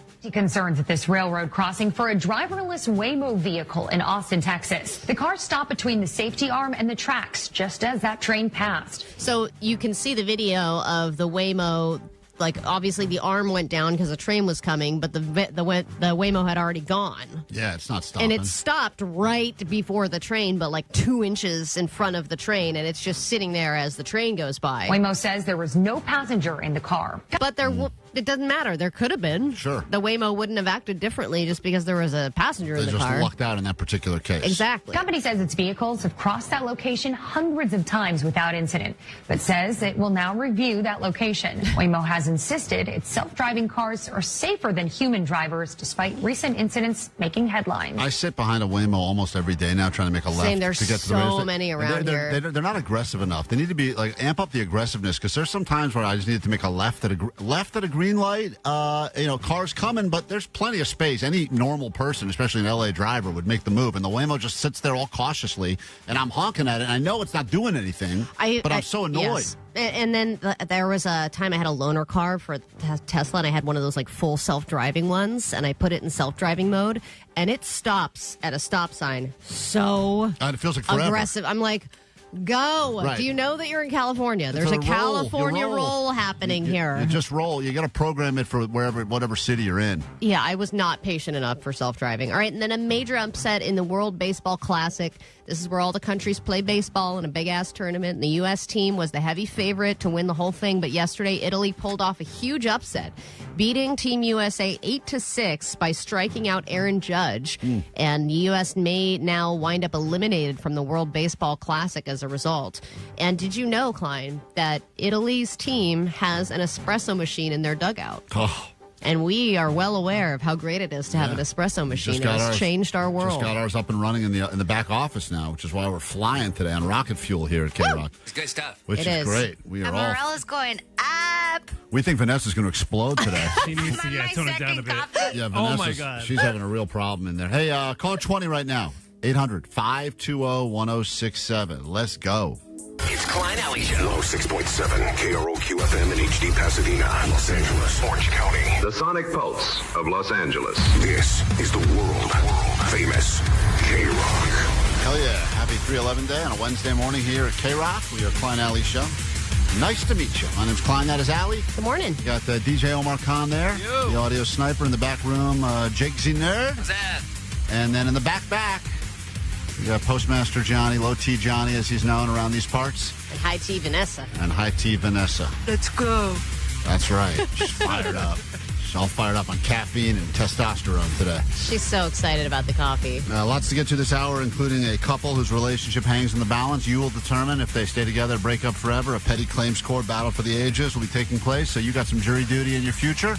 And we will meet this couple a little bit later. They are battling over something that I think is pretty relatable if you are in a relationship. But once again, you will determine who's right, who's wrong.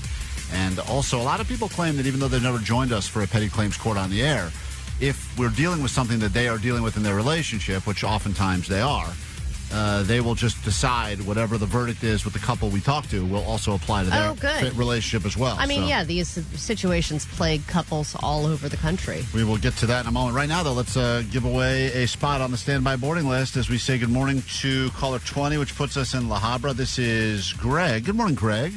Yes, hell yeah. Hey, Klein. Hi, and how are Allie. you? Hey. Yes. Nice to... I am way better right now. Okay, good. Woo! I'm going to write your name down, Yes. Greg. I will spell that properly, I think. And if we call you back on Monday, you'll be packing your bags and heading to England to check out some Sombr at the Reading Festival, all right? Hell yes, I better. It's Greg with a Y, by the way. Let's go. Greg with a Y.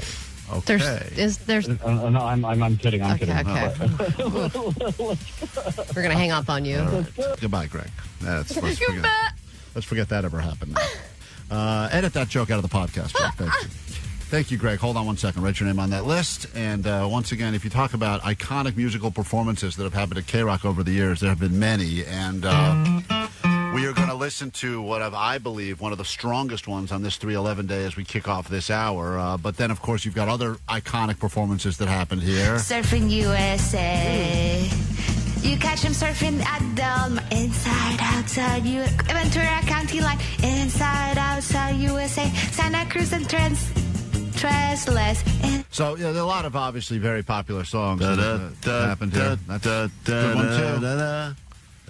That's right. Whatever you say, Klein.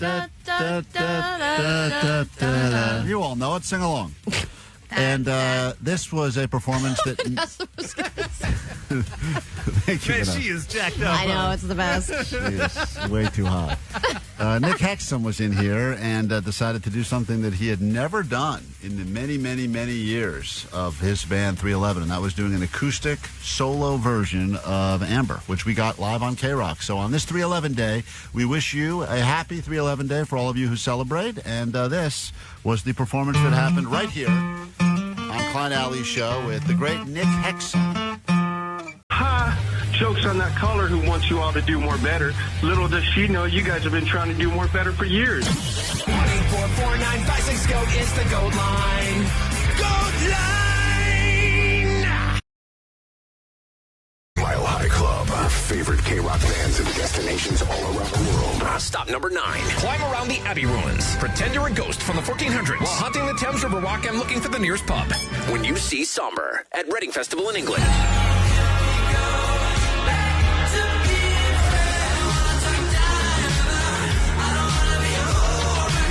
August 27th to 30th. Also featuring Florence and the Machine, Charlie XCX, Fontaine's DC, Role Model, and more.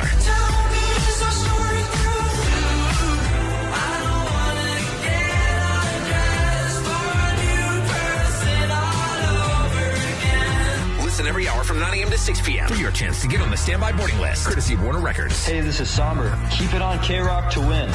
KROQ. From DTLA Law Group Accident and Injury Attorneys. Accident to work injury? Visit calldowntown.com for a free case review.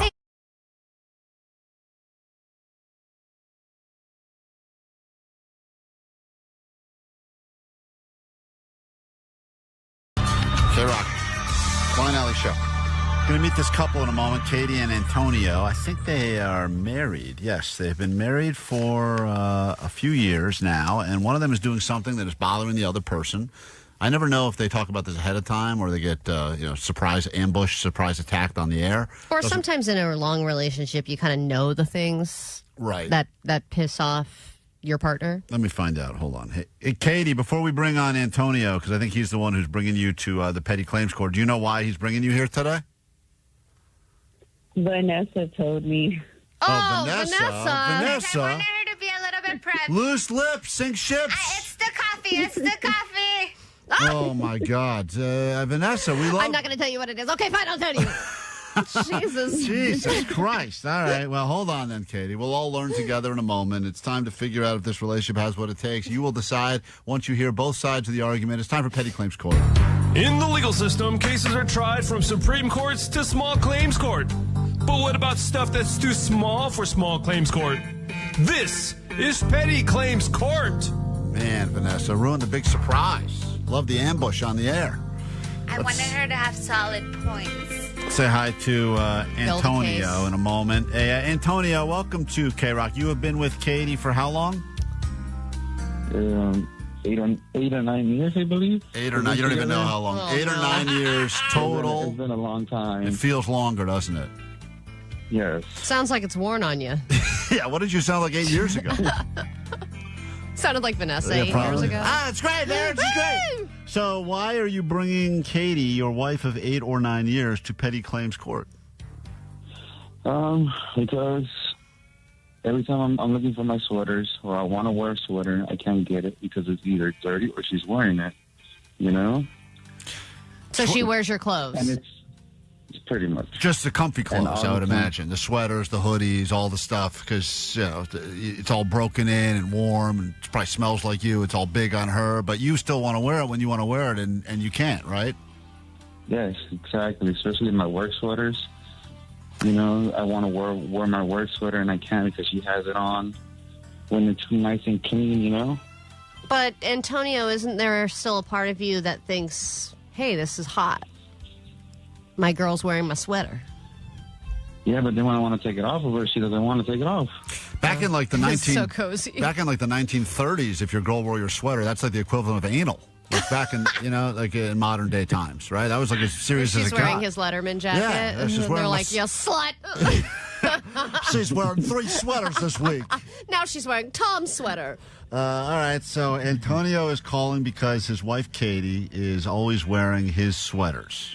And I do think that women feel that's a big step in a relationship. When you start, first it starts maybe with a T-shirt. Oh, I'm going to sleep in your T-shirt. And then it becomes, what else could I get away with wearing of yours? Your wife does this, right? Whenever I have a new T-shirt, like when it goes from, I would wear it out in public, like the one I'm wearing today. Once it becomes a, quote, sleep shirt for her, it's now unwearable. I can't have wear it outside. I can't have it again. It's been reclaimed. And she just takes her pick. She doesn't just takes it. I go, what was that? That's not a sleep shirt. That was a new shirt. I just got that shirt. It's a circle of life at your house. Man, that's crazy because it seems like heteros are sharing more clothes than you gays. Yeah, and we can share more clothes. Katie, you've been accused by your husband Antonio of wearing his most comfortable sweaters and sweatshirts, even when he wants to wear them. They're always dirty, or you have them on. Is this true? Do you agree with the claim brought against you?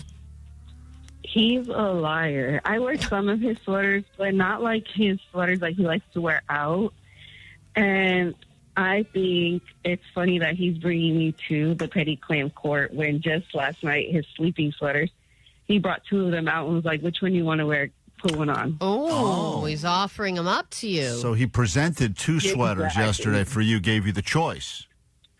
Yeah. Anthony, is that true? Antonio, is that true? That is true because I know she's always cold. So me being a gentleman, I always know that she's cold. Uh-huh. So I bought her a sweater because she doesn't wear or doesn't have a sleeping sweater. So I'm like, you know what? Here's a sweater. Probably won't be that cold. Antonio, if you lose this petty claims court, are you willing to wear her sweaters? I want to wear her sweater. She has a lot of nice sweaters. Yeah, but you don't want to ruin them. Yeah, those are. She'd stretch them out. Right, stretch them out. So his are, you know, they'll lay around the house in. It's probably eat. Is she eating in your sweaters too? Is she doing that move, or she's is it your sweater? Yes. She'll eat in my sweater. She'll bend my sleeves, make them a lot bigger than what they are. You know, so.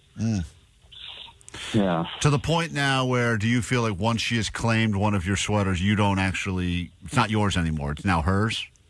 Oh, it's like two or three of them already. I told her, you know what, just keep it on your side now, you know? Right. You hang up on your side. Save yourself the walking. She's like, no, here's, and then she still has the audacity to give me back my sweater, but like, no, those are yours now. You keep them. Right. Have you ever purchased a sweater and lied to her about it? Yeah, do you hide any in your car? Do you have like, you cheating on her with sweaters? I used to hide them in my job. Oh. So, wow. How does that make you feel, Katie, to know that he has sweaters that he only doesn't even bring home now because he knows you're going to try to claim them? I mean, that's fine. And what, is this wool on you? Is this wool? I knew you bought a new one. I think that's a lie also. I don't think he hides any sweaters. Oh, okay. He has so many sweaters, and they're all just hanged up. How do you pick the ones you want to take, Katie? Are they what do you like are about they the them? softer ones? You just grab them? You don't ask for permission usually. I know last night he offered, but usually what, you just go to his closet, you're like, I'm cold, I'm just going to grab that and throw it on? No, I think I kind of just, again, because he tells me which sweaters, like, oh, these ones I don't care about. And I was like, okay, I'll just wear these then. Mm-hmm. So he tells you which ones he doesn't care about. I mean, like, it is, Exactly. there is in So most... It's up for grabs. Right. Right. It's like this or Goodwill. Right. You At know? some point, right, you do get to that point where you're like, all right, this has been worn. This is now, this is not leaving the house now. This is inside the house, whatever. And then it goes to that, and then it could be yours, or it gets donated. Last case scenarios when no one wears it. Then you go, now let's give it to a less fortunate. Yeah, exactly. For them to stretch out. Right. All right. Well. And are these like hooded sweatshirts? Like, what kind of sweaters are you wearing? Yes, they're hoodies. One of them is like a pullover. One of them is like a zip up. They both have hoodies. Yeah, the hoodie is clutch. Well, a lot of people can relate with this on the text line, and they say similar stuff is happening in their relationships. Change out the type of clothing that is being borrowed or worn. Sweatpants coming through a lot. My wife has been taking my sweatpants since we were dating. It's so frustrating, and now she wants to cut them to make them shorter. She doesn't trip. Listen, a lot of issues. Anthony, you'll get 10 seconds closing arguments. Katie will as well. The jury will vote and determine who's right, who's wrong. It's the case of the wife stealing the husband's clothes and wearing them whenever she damn well pleases, including sleeping in them, stretching them out so he can no longer wear them, and to the point where he claims he's got a whole hidden stash of sweaters at work he can't even bring home because he's afraid Katie will take them and try to own them. Katie, you get 10 seconds closing arguments first. Whenever you want to, go ahead. I think he shouldn't offer them if he doesn't want me to wear them. Yeah, that's a great point. Only 5 seconds needed. Antonio, go ahead. I wouldn't be offering them if she would have never started wearing them. I just feel bad when she asks me for some and I just tell her no, you know, because she gives me that face. Mm-hmm. So then we won't have an argument. I'll be like, all right, just take it. You know? I hear it, dude. Listen, Ali, right. Say As it. a guy who's very dedicated to his Happy 8 wife. or 9 year relationship. This man has been beat down. Yeah, he really has. I get just take the How often, things. just out of curiosity, are you in the middle of eating something and you want it because it's a hamburger, but you give it to her anyway? Oh, yeah. Yes, I will. Okay. And then we'll This have an poor argument man. about it. All right. All right, a song about being cold right now on KROQ. And we'll come back with the results. So let us know your text thoughts at 800-520-1067. KROQ. Klein Alley Show. Mornings on KROQ. Yeah! KROQ. All right, votes are being tabulated as we speak. We're in the middle of a petty claims court battle right now. Met Antonio and Katie. They've been married 8 or 9 years. According to Antonio, it feels like it's been a long-ass time. He does sound a bit beaten down, and he has given up on even fighting for his own clothing, so much so that he now just offers it up. He says for years, Katie would just take his sweatshirts.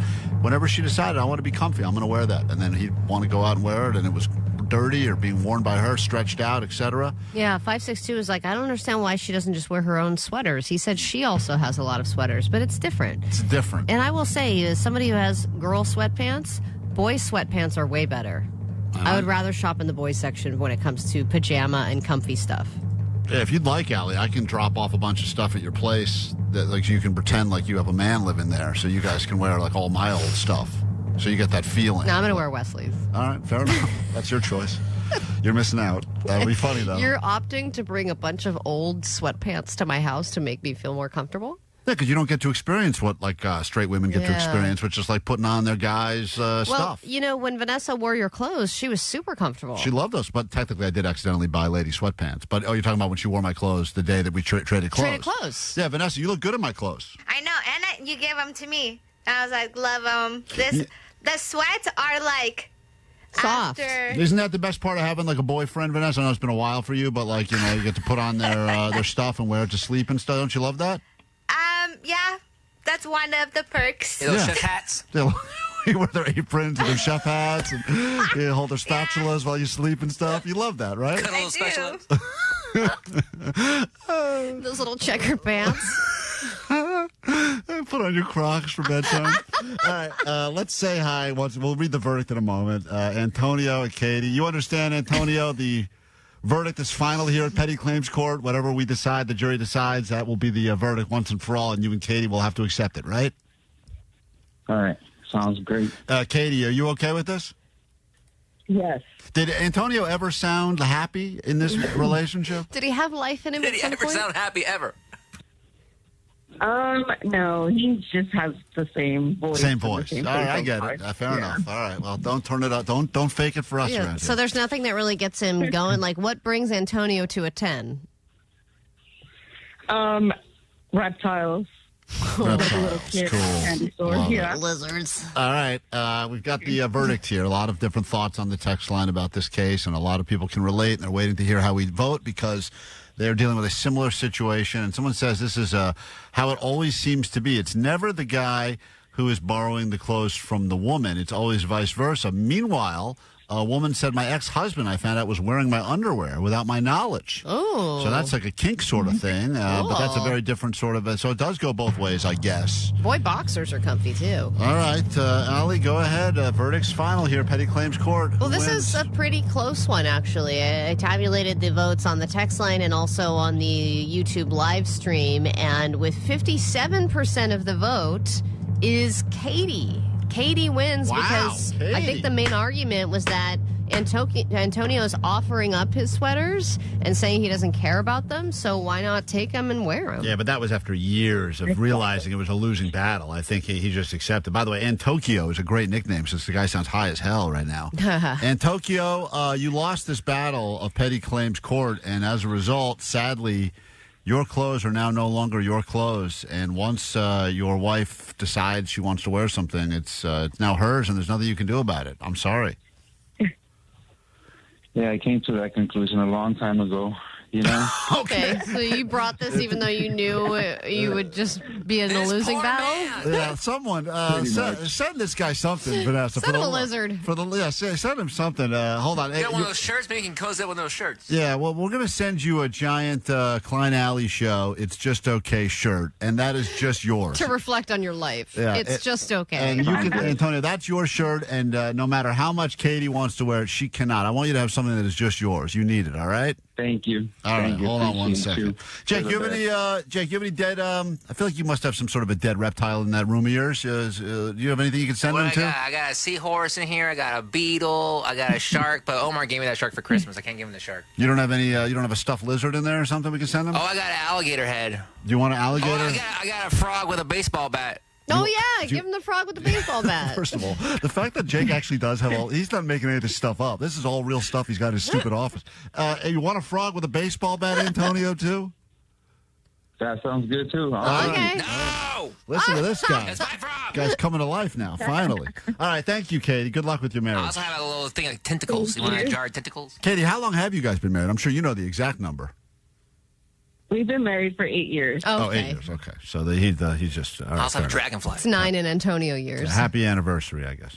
All right, great. That's Katie and Antonio, another happy couple. If you'd like us to battle something out that you're dealing with in your relationship, no matter how petty it may seem, you can always reach out to us, and we can put you in a future Petty Claims Court right here on KROQ with some Pierce the Veil. Klein Alley Show. KROQ. K-Rock, your Klein Alley show. Get you on that standby boarding list. You want to do some international travel in about 15 minutes, so be ready to call in and get your name on that list. And then we still have some Johnny Doesn't Know to get to today, including your tickets to John Mulaney at the Hollywood Bowl, happening on May 8th. As part of Netflix's A Joke. That's all coming up. And then, of course, your calls, constant critiques and criticisms, and questions on the GOAT line. Hey, what's up, guys? Klein mentioned his wife using the toy during sexy time to get to Pleasure Town. Is that not a normal thing? Because my wife uses a toy, and man, sometimes she'll get there 3-4 times, and I'm kind of stuck to one. I'm just curious. Let me know. Sweet dudes. I don't know. I mean, that's a question for women, I guess. I do feel bad that guys usually only have one shot. Yeah, one's plenty, but I mean, one's fine, and then you could wait. Yeah, but you know what's better than one? 5 or 6, I'm sure. Right. It's pretty. Dude, Klein, yeah, if you had the option, I mean. You would just do it a million times, right? Oh, all day, every day. Yeah, and I have no self-control or the ability for, delayed gratification. Who pleasures every morning before work? Not every morning. I did this morning, but not every morning. Every morning I ask you have. Not every morning. And that's like the answer for everything. Oh, I need to relax. I need to fall asleep. I'm masturbating. Yeah. Oh, traffic. Yeah. No, that's you. That's you. You're right. Actually, there was no traffic. She created the traffic. The answer is this guy's question. He was referring to the box of shame we got into last week, that I removed some batteries from one of my kids' toys to put into one of my wife's toys. And then my kids are always wondering why their interactive globe doesn't work. And that's the real reason. Which is oddly the same toy that your wife uses. She also uses the interactive globe. It's less educational, but... So that's their favorite toy, is an interactive globe? Well, they don't like it, but there's a little... I thought they were into Roblox. Yeah, but when I've taken away... Once I've confiscated all their real... They just terrible grades? Stare at a globe. Once I've taken away all their fun and go, toys... I don't get it. They like the globe because it's the only thing that's got a screen on it. So they watch this little sad screen. It's the same video of Ghana over and over again. But they watch it because they're so addicted to the screen. I see, got it. That's the only reason they care about the interactive globe. But the batteries are out, so now there's no working screen. So, joke's on you, kids. So, kids. I don't know. I would imagine women like using the toy. Probably better than the real thing. If I had to, it's Women's Month, Al. You can answer on behalf of women. Well, yeah, but I can't answer on behalf of heterosexual women. Vanessa won't answer this because she doesn't want to talk about anything sexual. So we have to find someone else in the hall. Grab one of the salespeople in here immediately to answer. Grab Sabina from traffic. Yeah, she'll answer. I think that anything that you can do to give yourself more pleasure is great. Right. I don't think that for heterosexual women it is about replacing, but I think there is an enhancement that happens that it's like, why not make this even better? Yeah. And with the guys, you have to pick one or the other, in or out. Right. With the toys, you don't have to pick. You can do both at the same time. I look at it like tag team wrestling, and she loves this analogy when I use it during sex. And I go, all right, I'm going to tap out for a second. Here you go. And then I'll tap. Oh, you need breaks? Yeah, sometimes. In the 2-minute. If I decide I'm gonna actually try to put in a decent effort. Oh, you like a finishing move, like a wrestler? Yeah, I'll tap out. I'll rest up, take some Gatorade. You probably need to stop too because you would need to last longer. Right, that's right. Right. And sometimes cramp up too because it's a lot of physical activity, a lot of exertion. Okay. And I'll tap out, and then I'll say, all right, you go ahead, take over here. It's funny because the tap out for me would be, let me focus on you now. Let me take the pleasure away from myself. What that is. Yeah, but you're just throwing a toy at her and going, you pleasure yourself for a while. Right. That's right. I'm just saying you can do that. I could, sure, but I'm resting. What do you do? Just perch up on the corner of the bed like a gargoyle like you do? Yeah, do that little owl thing you do. Yeah. And tag out. Sit up there like I'm refereeing a tennis match. See what's going on? And like that really high chair. Yeah. Sit up there like a lifeguard. I twirl a whistle, and then I get back in it when I'm ready. High cuck chair. Yeah, that's right. Okay, very popular. and then you tap in for the finishing move. I'll say, let me know when it's. Let me know when you're almost there, and I need to do the least amount of effort. Right. And then I'll step in and take the credit. You go fall. That's right. So now way too much. So I'm sure she's happy that there's just one. 714 says, I call my girlfriend's toy my relief pitcher. See, the guys know what I'm talking about, Allie. You're making me sound like I'm crazy here. Yeah, but I guess if you need a bullpen. break, why not? You're giving her a toy to help her have pleasure, which you can also do. I could. I guess I assumed that using the toy would be part of sometimes. you were doing it together. Sometimes. And then other times, it's a tap-out move. It's a break. Take an intermission. What do you guys call it during the play? Intermissions? Intermission. Oh, yes. 20-minute intermission. Yeah, I say I'll flick the lights when I'm coming back in, and then it's time to go again. The second act is never as good as never the as first. good. Klein Alley Show. Mornings. The Klein Alley Show. The world-famous KROQ. 106.7 FM.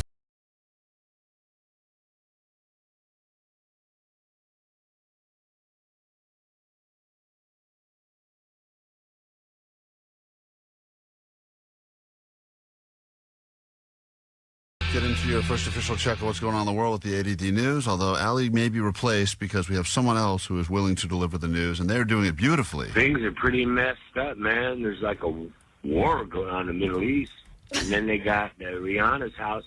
The girl's out there shooting a gun at the house. That's crazy. Now she's in jail for a long time, and I hear in jail sometimes they just give you bread and water. That's it, bro. Tap water and bread, man. I do not want to go there, so I'm staying out of trouble. But anyways, it's time for the Klein and Alley Show, and I'm Pantyhose Greg. See, that guy delivers the news beautifully. I know he was going to be our official entertainment reporter, but he just gave us information about what's going on in the Middle East, at Rihanna's house. I love that he's just discovering the war in the Middle East. He's just figured it out. Well, you know, the guy... It took Kelly Clarkson to get canceled for him to realize what was really going on. He's got his focus. Let's get into actual news now. Here she is to deliver it. It's time for your ADD news. Grab your Adderall. It's time for ADD News. Well, it's the next obsession for parents, and it is baby gut health. As you know, people are obsessed with their gut health right now. There's a million supplements, probiotics, prebiotics, infused waters, kefir, kombucha. It's so important to many people. The gut produces 90% of your serotonin, which means that if your gut's happy, you're happy. So why start at adulthood? Why not obsess over your baby's gut health from the very beginning? And parents are now paying hundreds of dollars for specialized gut health tests for their babies, getting What their do you mean poop parents? test. One parent did this, or No. all parents? This is according to the Wall Street Journal that a lot more parents are doing this and paying hundreds of dollars to get their poop tested and get regimens for their babies, including probiotic supplements, and they're creating like environments where they can improve their gut health naturally, like throwing them into a pile of dirt or exposing them for long periods to petting zoos and household pets and things like that to expose them to natural biomes. Isn't that just part of growing up? What are they doing here? I think if you schedule a dirt pile play visit, there's something wrong with you. Yeah, because this sounds insane. Yeah, right. Kids used to play in dirt. That was fun. Right. And And when you go to the petting zoo, you go to the petting zoo. Go to the petting zoo. dirt. But the petting zoo, growing up, we would go to the petting zoo, and there was never a opportunity to Purell before or after the petting zoo. You would just have that filth on you all day. You're and then, totally right. There's a million Purells on every angle and every corner. I want to say I shared a carrot with a goat many times. Like, I would be like, a little for you, little for me, little for you, little for me. We would like eat together in the petting zoo. I think and you now, could like rub your face in their fur too and be like, yeah, I didn't even know those little pellets were poop. I think I would like pick them up and throw them. Yeah, but there's some petting zoos too where you can't even really pet them. You just have to brush them. Oh, you can't put your hands on them? They don't want you to, because there are some now that are like that where it's like people were getting sick from the...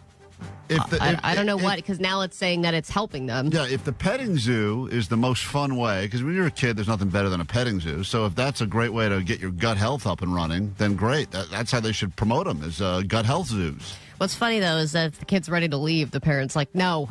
Right, you stay in there, damn it. You Keep petting that goat. You French kiss that llama. For your gut health, it makes you happy. We went through most of our entire lives up until a few years ago. No one even used the term gut health, ever. No. By the way, when you're a brand new baby and you're small, your gut is probably the best it ever will be. Right, you're growing from ground zero. Right. Whatever, It's babies crazy. spit up all the time. Yeah, they spit up a lot because they're getting they're figuring it all out. Their stomach is still developing. What's that first poop a baby takes called? There's like a certain name for it. Mark. Mark. It's the same thing as Mark Maron. It's black. Mark Maron. It's called Mark Maron. And that when Marconium, I yeah, think. Marconium. That's the one. It's crazy that there's one name for the first poop a baby ever takes, and then that's it. After that, and that's apparently like the purest. That's as good as it gets right there. You know what I predict? I predict in a couple of years there's going to be gym bros or something that are buying marconium on the dark web to eat it or blend it into a smoothie or some weird crap like Jacked that. up, dude. What's your secret? Marconium! I'm injecting marconium. Marconium. Got to get that Vanessa level T going. Yeah. Forbes has released their annual You're Not On It list, meaning the richest people in the world. Number one is still Elon Musk, who could probably solve a lot of problems if you shared a little bit, but, whatever. And I think he's worth $800 billion. And then you've got a couple of Google guys after that. 800 million? Probably billion. Billion, I'm sorry, I misspoke. Yeah. Larry Ellison is next, and Sergey Brin. Both of them are with Google. And then you've got Jeff Bezos and Mark Zuckerberg. Those are the top five. So overall, a big win for white guys, all white guys on that list. But Dr. Dre is now a billionaire after a dozen years after he declared himself hip-hop's first billionaire, and he wasn't yet. Now he is. He's tied for 3,332nd on the world's richest list, along with Jared Kushner, Rihanna, and Richard Teets Jr. Oh, man, what a list. He's a steel magnate. How far down do they go? They just keep ranking them until they run out of billionaires? I don't know. Then now they have another list, too, of the 2,100, let's like the 100 billionaires, like the people who have hundreds of billions of dollars, and there is a separate list of them as well. I wish there was a way to figure out if, through a DNA thing or a 23andMe, where you could plug in this list and then figure out if you're connected to these people in any way, shape, or form. Where you're like, oh, wait a minute. God, that's a great idea. That's my fifth cousin once removed. I got to hit that guy up for some money. How many layers away am I from somebody who's on this list? Don't they say we're all kind of related within 4 or 5 degrees? And maybe you find out you're 2 degrees away from one of these billionaires. That Enough to beg them for money. Because obviously on the list you know the names Zuckerberg and Musk. But then if there's 3,000 people on that list, there's a bunch There's of... plenty that I've never heard of, like Richard Teets Jr. Right, Richard. Maybe what if Richard Teets Jr. is your great uncle? Oh, probably is with a name like Teets. That's definitely someone in Allie's family for sure. And then you have another Vegas scorpion lawsuit. And if you're not the richest person in the world, these are the things that you have to do to make money. Now, this is another L.A. man. If you recall, last year there was a guy. This is a different guy? Yes. So the guy in Agora Hills, right in my neighborhood, was stung on his junk by a scorpion, and he sued the hotel. Now this is a different guy who says that a different scorpion stung him while he was laying in bed at a Vegas hotel. And You're telling me this is different. This is the first guy, this guy. It was the sting that was felt around the world. Now a lawsuit against the Venetian Resort Hotel after a guest says he was stung by a scorpion there. 8 News Now reporter Joshua Figueroa first reported on this situation back in March. He spoke with a guest and his attorney. Michael Farchi says he's... Remember that funny name, Farchi? Yeah, Farchi. Remember Farchi got stung in the junk? I'm probably closely related to him, too. He stayed at the Palazzo over the Christmas holiday. According to these court documents, he's alleging he was stung by a poisonous scorpion on his testicles, and it's impacted his sex life. His testicles? His testicles. Yeah. This person was stung on his arm by a bark scorpion, which is the National Park Service says it's the most venomous scorpion species in North America. And what hotel was this guy at? That's what I can't... He was also in Vegas, though. He was also in Vegas, yeah, but I haven't seen what hotel it is on this. Oh, the Silver Sevens Hotel. I assume... I would assume there are scorpions involved in that. Probably the least of your worries of that place. He was searching for an affordable stay, so he's one of my people. Yeah, I think Allie put her wife up in that place. Yeah, but I mean, to have that scorpion, like the most venomous scorpion or whatever in North America in your bed, that's got to be pretty terrible. Sue-worthy, at least. Yeah, but I mean, if the guy who got stung in the junk, and I don't think he's been paid yet, the guy who got stung in the testicles. The guy no, it's an ongoing. Right. His is still ongoing. So the guy that got stung in the arm, it's like, wait in line, dude. We got to deal with this Farchi guy who's got his swollen testes. It's Klein Alley Show. 106.7 KROQ FM in HD Pasadena, Los Angeles, Orange County. The Sonic Pulse of Los Angeles. This is the world famous KROQ. All right, it's KROQ, Klein Alley Show. Late start to this hour. Sorry about that. Give us a call right now. Call 800-520-1067. Let's get you on a standby list and send you to England. Check out Sombr as part of the Reading Festival. All you got to do is get your name on the list, wait for us to call you back on Monday, and then we give away another trip. This is the 9th destination, the 9th KROQ band we've sent you to, and we've sent you millions of miles around the globe, and we'll continue to do that till every single one of you wins something from us here at KROQ. That's why we're really here, Allie, right? Does this company get miles for doing this? That must be the only reason they're doing it. Someone here has tons of miles, someone right? Here's racking them up. Yeah, Cool. it's probably Springer because he's always traveling. Man. That guy's And like... he's got that briefcase. That's an official-looking briefcase. Yeah, I wonder who's getting all the miles because we're sending listeners around the world, but someone here's paying for it, right? So they're getting the miles. And then, like, you talk to Springer, and he's like, I went to Tokyo this weekend for sushi. I'm like, you did? That's how far... Yeah. Cool. He's probably got extra leg room, too. Man. Nice life, that Scott Springer. Sweet miles. Anyway, we'll give away that trip, and then we got this hour, send you to see John Mulaney at the Hollywood Bowl. We got that to look forward to, a little round of Johnny Doesn't Know, and a bunch of other stuff as well, including this message that was waiting on the goat line from a Cripple Cody, Allie, with some good news for the show. Cripple Cody does not have working legs, but he does have good messages for us. Sweet nipples. It's Cripple Cody here. Hey, so I think I mentioned this a while ago. I've been running your guys' logo on my off-road race car for a little over a year now. Just got back from the Mid 400, which is about the biggest desert race in the country. It's on kind of the California-Nevada border, right at like I-15. They're coming into Vegas, and it's a 400-mile race. Anyway, we won our class with your guys' logos all over the car. Whoa. So, this guy's doing the good word, spreading the word about the show. He's got the Klein Alley Show logo. I think we're the only logo on his car that we're not paying to be there. He just put us on because he's a fan of the show. And even though he's got not working legs, he's a great race car driver. He keeps winning these races. I bet Cody goes up and he kind of plays it up at the starting line like, sorry, I can barely get into my car. This is my last dream. I don't even think they know that he doesn't have working legs because I think they well, drop if you're him. smart, you would kind of bait the other drivers like that so they feel bad and I don't don't feel like think so. they can pass you. I'm sure he's a good driver anyway, In though. some ways, it's the great equalizer, right? Because I think they just put a brick on the gas pedal, and then he gets to drive and steer. I'm not going to brake because I can't. He can't brake. That's why he keeps winning these races. Because of this brick. He has no ability. No ability to brake. Maybe he's not good at all at racing. He just can't figure out just the like, brake. I'll send some pictures, and I have the finisher medal I'm going to be sending into the office there for you guys. Cool. Not the original. I'll get a copy made, but Thank you. anyway, Appreciate guys aren't it. that special. Congratulations, Cody. Sweet Gibbets. Thanks for being a part of Team Real Racing and hot dog racing and all that stuff and being on the car. All right, well, thank you for putting us on the car. We appreciate that. Hey, Annie, you are the 20th caller from, where are you calling from? Granada Hills. There you are, It's Granada not Hills. Granda Hills, like written on the car. I'm looking at it, I'm going, that's not a real place. Granada Hills, I've heard of that. Yes, welcome to KROQ, and congratulations. We're going to add your name to our standby boarding list, all right?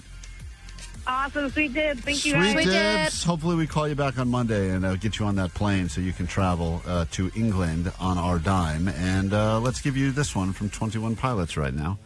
It is new. It is called Drag Path, and it is on KROQ. KROQ. Klein Alley Show. Mornings on KROQ. Yeah! KROQ. I'm going to let you choose your own adventure, and it will be what we discuss after this quick break on KROQ. I know you guys made fun of me because I admitted that one time in the Box of Shame I was a bread scooper at Jersey Mike's. I'll never do it again, but one time I did bread scoop at Jersey Mike's, and you guys all made fun of me for it. And I hate bagel scoopers. I hate bread scoopers. And you became what you hated. I became, just to test it out, and I'll never do it again. We just tried it once, It all was right? humiliating, embarrassing for me, for the people in line, for the judgment. It's so sad to see them scoop the best part of the bread out and throw it in the garbage. I don't know what it was like. I was possessed, and now I fear that I'm doing something that is equally embarrassing that I am afraid to even admit. We could talk about that, or Jake the Nerd could share with everyone how he was able to save close to $1,000 on his car insurance, which, by the way, everyone is freaking out now about how expensive it is for insurance. Forget about gas prices going up for the last 2 weeks, whatever. It is the equivalent of talking about rent. Like, hey, I was able to get this amount on my rent. And you're like, whoa, where are you living? And insurance prices have been just climbing crazy. And in L.A., too, they don't... I keep, almost trying to, change the zip code when they're like, what's the zip code again? And then I tell them, and they're like, that's, and I go, change the last two numbers, see if that does anything. Exactly. Then you have to kind of navigate what information you want to give them. They're like, what's your commute? And I'm like, 3 miles. Yeah. They're like, are you Valley Village or in Portland, Oregon? You give me 2 zip codes. I go, which one's better? Yeah, That's whichever the one I one's want. cheaper to live in. So we will get back with one of those two things after this quick break. Let us know what you want to hear. 800-520-1067. Bread scooping or insurance Save talk. money on insurance, or the newest shameful thing that I'm embarrassed to publicly admit. We'll come back with that. Then a little Johnny Doesn't Know. Give you some tickets to go to the Hollywood Bowl and more after this. KROQ Mile High Club. favorite KROQ bands and destinations all around the world. Stop number 9. Climb around the Abbey ruins. Pretend you're a ghost from the 1400s while hunting the Thames River Walk and looking for the nearest pub. When you see Sombr at Reading Festival in England.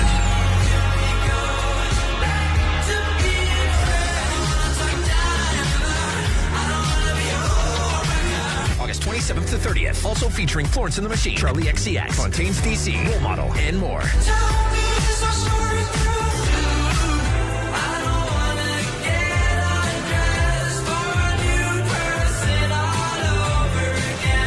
Listen every hour from 9 a.m. to 6 p.m. for your chance to get on the standby boarding list, courtesy of Warner Records. Hey, this is Sombr. Keep it on KROQ to win. KROQ. From DTLA Law Group Accident and Injury Attorneys. Accident to work injury? Text injury help to 40222 for a free case review. Hey.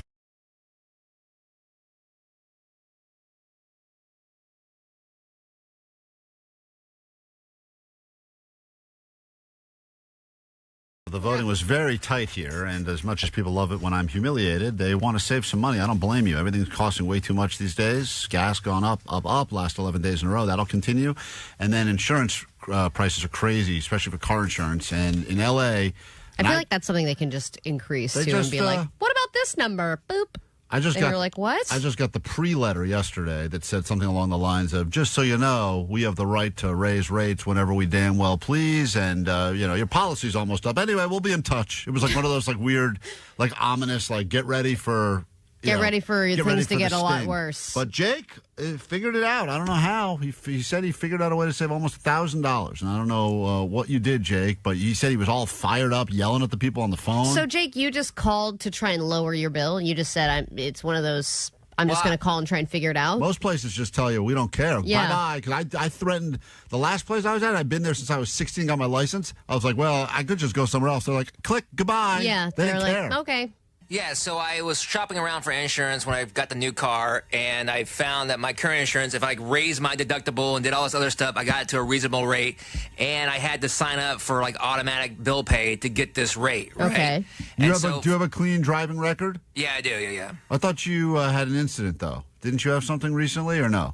I had a flat tire and stuff, but someone rear-ended me, but it was not my fault. Didn't you get smashed into an 18-wheeler driving back from the eclipse? No, that was his fault too. His front tire blew out and almost killed me. Oh, man, so close. Oh, what a mess. That trucker. Could have been. I know, sweet release. We couldn't have been having this conversation. Oh, so I know. Let me talk about my embarrassing sandwich order again. So when you talked to the insurance company, were they bummed too? Yeah, they were totally bummed. How close were you to dying, Jake? So I finally got the first bill of the year for like the new rate, and it was like almost double what I expected. And I was like, what the hell? And Man, that feeling... panic. When I get things in the mail and I know it's going to be a bill, and I have that moment of like, before I open it, I take a breath and I'm like, I do this with like the utility bill too, because I go, I have a moment of like, how much were the lights on? They were on a lot. Especially insurance companies too. Like I get mail from my insurance company. I'm like, what's this going to be? Right. Sometimes it's just we're letting you know something piece of mail, and it's nothing. But a bill is fine because you don't have to pay it right away. The automatic pay, it's done already. So I didn't even have time to like dispute it or anything. Oh, yeah. And it was way more than you thought. Yes, and it's like, the rent paycheck aftermath, so I'm like, I'm a little strapped more than normal. Because of all the other octopus paintings you're buying. I know, I had to buy a bunch of like records and stuff. Idiot. And band t-shirts. You idiot. Right. I had to buy my Warm Uncle t-shirt at the merch table. That was a good buy, $15. So offset that cost, my deductible's $5,000. So you get What's wrong with that? So you get what do you do? So you get the bill. You're not happy. Yeah, I'm like, so what the heck is this double for? What so I you call think. up and I ask, and then I get this lady, and she's like, "Oh yeah, that's your insurance payment." I'm like, what? That wasn't what I was quoted. I was quoted way lower. And she's like, "Well, this is the thing." And I'm like, "Okay, well, I guess I'm just got to find a new insurance." And she's like, well, would you like me to, like, have you talk to a manager? I go, sure. And I didn't think anything would happen, but I was furious and pissed, and I was trying really hard not to cuss at people. And the guy was like, well, hang on. Let's see if I could do something for you here, sir. And, like, can you take a picture of your odometer? I'm like, sure. And I went outside. Did you say it like that? They're trying to help you, this guy. I was pissed. I was like, whatever, I already got jacked. This is the same thing that we have to deal with Jake, too. It's like we do nice things for him, and we... How's it nice? You jacked me! And we feel like we are inconveniencing Let me try and help him. you. Fine. Jake, would you like me to buy you a beer? Whatever, fine. Fine. Yeah, cool. a picture would be great. So the guy said, send me a picture of your odometer. Let's see if we can So I had lower to walk out to the front of the house, to the street, get in my car, take a picture of the odometer, and he's like, okay, I think I could do some stuff for you here. And then he said, oh, yeah, with all these things you gave me, I can lower your insurance premium a year by $800. What were the things? I don't know. It was just my odometer, my address. The thing is, I'm so kind of mad because why didn't they do that already? Yeah, this is all information they had, right? Yeah. But it is interesting when you try and negotiate those things where they're like, okay, do you want the entire car to be covered? Because if not, then we can lower it a few dollars. I don't need the back of and my you're car. like, all right, sure. Yeah. You just do. And then later on when something finally happens, you're like, all right, I'm going to call that roadside. Nope, I don't have that. Well, I'm going to need a rental car. Oh, they don't cover They that. don't have that. Well, when my wife's car got stolen, they're like asking me, they're like, did you opt for the stolen car insurance? And I was like, God, I hope so. I know. I don't know. And then you're like, come on, me. Yeah, Come on past me. Yeah, I'm like, did me from the past say yes to this? Because if they gave me the option, I probably would have said no. But I hope I said yes. And then they're like, you did not. And I'm like, damn it.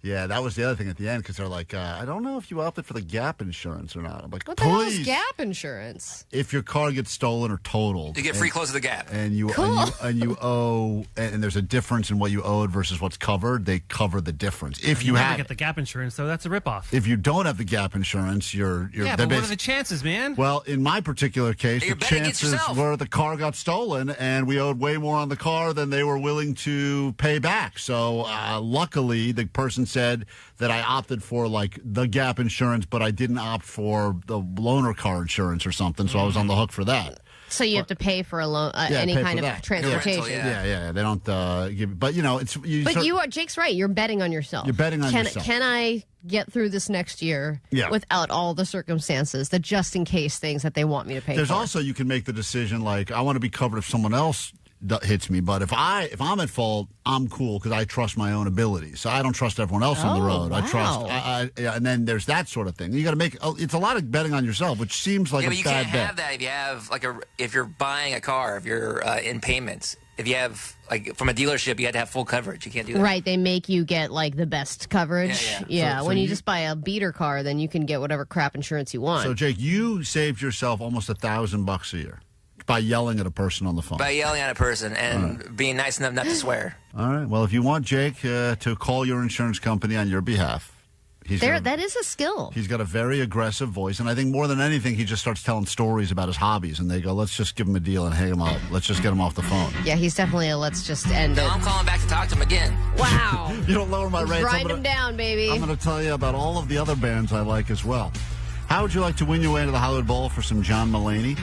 All you got to do is get on our phones now. Battle Johnny. One question. Lightning round. Johnny Doesn't Know will be next at 800-520-1067 on KROQ. KROQ. Klein Alley Show. Mornings on KROQ. Yeah! KROQ. KROQ Klein Alley Show. In our studio now, it's the Postmaster Johnny, Low T Johnny, as he's being called in the streets. Johnny, any thoughts since the conversation we had a few hours ago on the show about the Low T lies? Nothing up in my head right now. Okay, fair Not one thought Not one since thought. 3 hours ago. Yeah. No Okay. thoughts. Doesn't faze me. A lot of time to think, but no thoughts. No. That's okay. I get it. We would expect nothing more or less from you on this 311 day.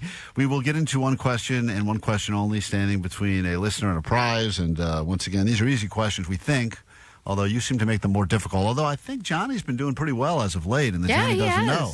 So I don't know what's going on. You were drinking a lot of alcohol for a while. You were getting smarter. Then you got dumb again. And now I feel like you've gotten smarter. The questions have gotten easier. Yeah, I mean, I miss alcohol sometimes. Could you follow any of what just I don't just think said? so. Let's get into it. One question. It's Alexander gets an opportunity to go to the Hollywood Bowl. That's right. An opportunity for an opportunity. If he is not right in winning, then someone else will get these tickets. So here we go. It's time for Johnny Doesn't Know. Hit it. Johnny doesn't know. And I was like, okay. Oh, Johnny doesn't know. I didn't know Vegas was like in Nevada for like a while. Johnny doesn't know.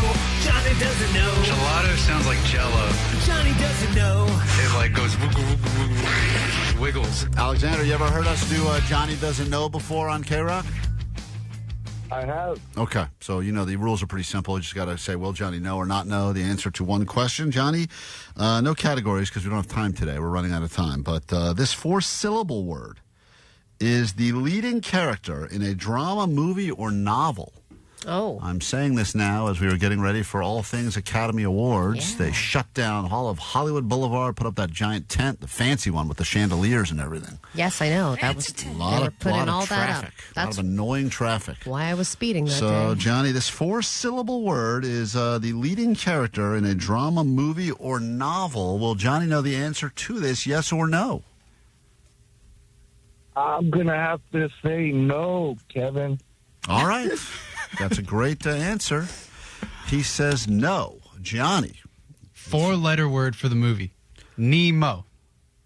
Because they did win awards for that, too. And Nemo is actually, like, one of my favorite movies growing up. Oh, man. I don't think you know one part of what we're saying or asking. This four-syllable word. Four syllables.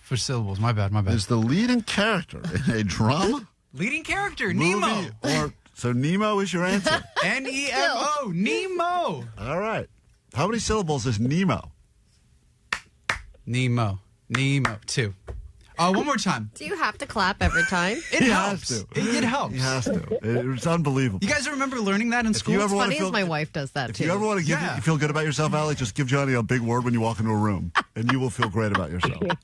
You're in a meeting. This four-syllable word is the leading character in a drama, movie, or novel. Allie, on a scale of easy to difficult, how easy is this?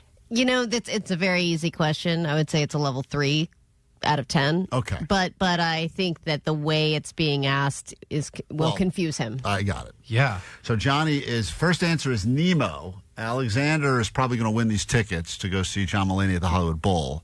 But Johnny, do you have another answer? The hero. Are you trying to say... You want to clap that out too, or... Protagonist. Oh, wait a minute, Johnny! Wow. Where did that come from? I don't know. No, man. Alexander, don't worry. Hold on. You win those tickets. They're as good as yours. He did say Nemo first. That was his official answer. Protagonist, Johnny. Unbelievable. I like Nemo better, though. Yeah, Nemo. That's right. It should be Nemo. Happy Academy Awards upcoming. Postmaster Johnny KROQ. Klein Alley Show. KROQ, we are Klein Alley Show. Do some takeaways and get the hell out of here. Anything that you will bring with you from today's show into your life or into the real world. We appreciate the interaction on the text line 800-520-1067. You can use that GOAT line. It's open now for the next 20 hours. Leave your messages. That number is 844-956-GOAT. You can let us know that. Apparently, the guy that just won these tickets from Johnny is an Uber driver, and he was saying that he just recently drove John Mulaney as an Uber driver. Now, drunk home from a bar. And now he's, I think he's in recovery. Yeah, I think he's sober now. And now he's just won tickets to go see him at the Hollywood Bowl. So there you have it. Full circle moment right there. Thanks for listening to the show. And thank you for forcing your passengers to listen to the show as well. Yeah, definitely a good story. All right, takeaways from today's show. What do we got? All right, let's see. 415, my takeaway is, according to Johnny, this show is based on lies, sweet divots, or are they even sweet at all? Yeah, low T Johnny, spreading rumors about the show. 818, my takeaway is Antonio is married 8 or 9 years. We will never know. We'll never know. 614, Klein uses the gargoyle position for sex. Mm-hmm. And 310, my reverse gargoyle. Yeah, that's true. Thank you. 310, my takeaway is, for better gut health, French kiss a llama. Yeah, these are good takeaways. 626, hot guys are always hot, and hot girls are always cold. That's a strong takeaway from today's show in the realm of science. And if you don't know what we're talking about, you should check out the complete show, including 626, who says, Jake has a crap card to board the plane early. So strong takeaways. Pre-boarding crap card. Got a crap card here. Move over, Cripple. I'm going to get on the plane first. Jake, what is your takeaway? Back in the 50s, whores wore a lot of sweaters. Oh, yeah. That's what you can tell who the whores were. They wore the most sweaters. I'm wearing Tommy's sweater, Timmy's sweater, Johnny's sweater. Whose sweater next? Jimmy's sweater. Allie, takeaway? My takeaway is that baby's first poop is called a Mark Maron. A Mark Maron. Congratulations on that first poop, babies. And DJ Omar Khan, you have a takeaway? My takeaway is, it's the coffee. It's the coffee. Yeah, Vanessa's all hopped up today ever since we've been making our own coffee, not using the crap brown water they've been serving us here at KROQ, but we've been making our own in the back for the last day. And it's been the best day of our lives. It's really had an effect on Vanessa the most. Vanessa, how are you feeling currently? To be honest, I think I'm crashing. Oh, no, you got to have another one. I think I'm going to have a third Dude, our listeners are the best. They've hooked us up with an espresso machine and the best coffee, our favorite coffee. Yeah, and Phil's. now we are cooking. We are firing on all cylinders. I got some milk. We got espressos and cappuccinos I'm bringing going. in syrups tomorrow. We're going to have a whole situation. When this radio thing crashes and burns, we're going to open up a coffee shop out of that office. Those seem to do very well. We're going to get tiny cups. All right, we'll do it again tomorrow. Here's a jingle so you remember us in the meantime. Bye. Klein and Alley, it's just okay. Do-do-do. Klein and Alley, it's just okay. Wow. Klein and Alley, it's just okay. Just okay. Do-do-do. KROQ, Klein, Alley Show. Klein Alley Show mornings. Yeah. KROQ.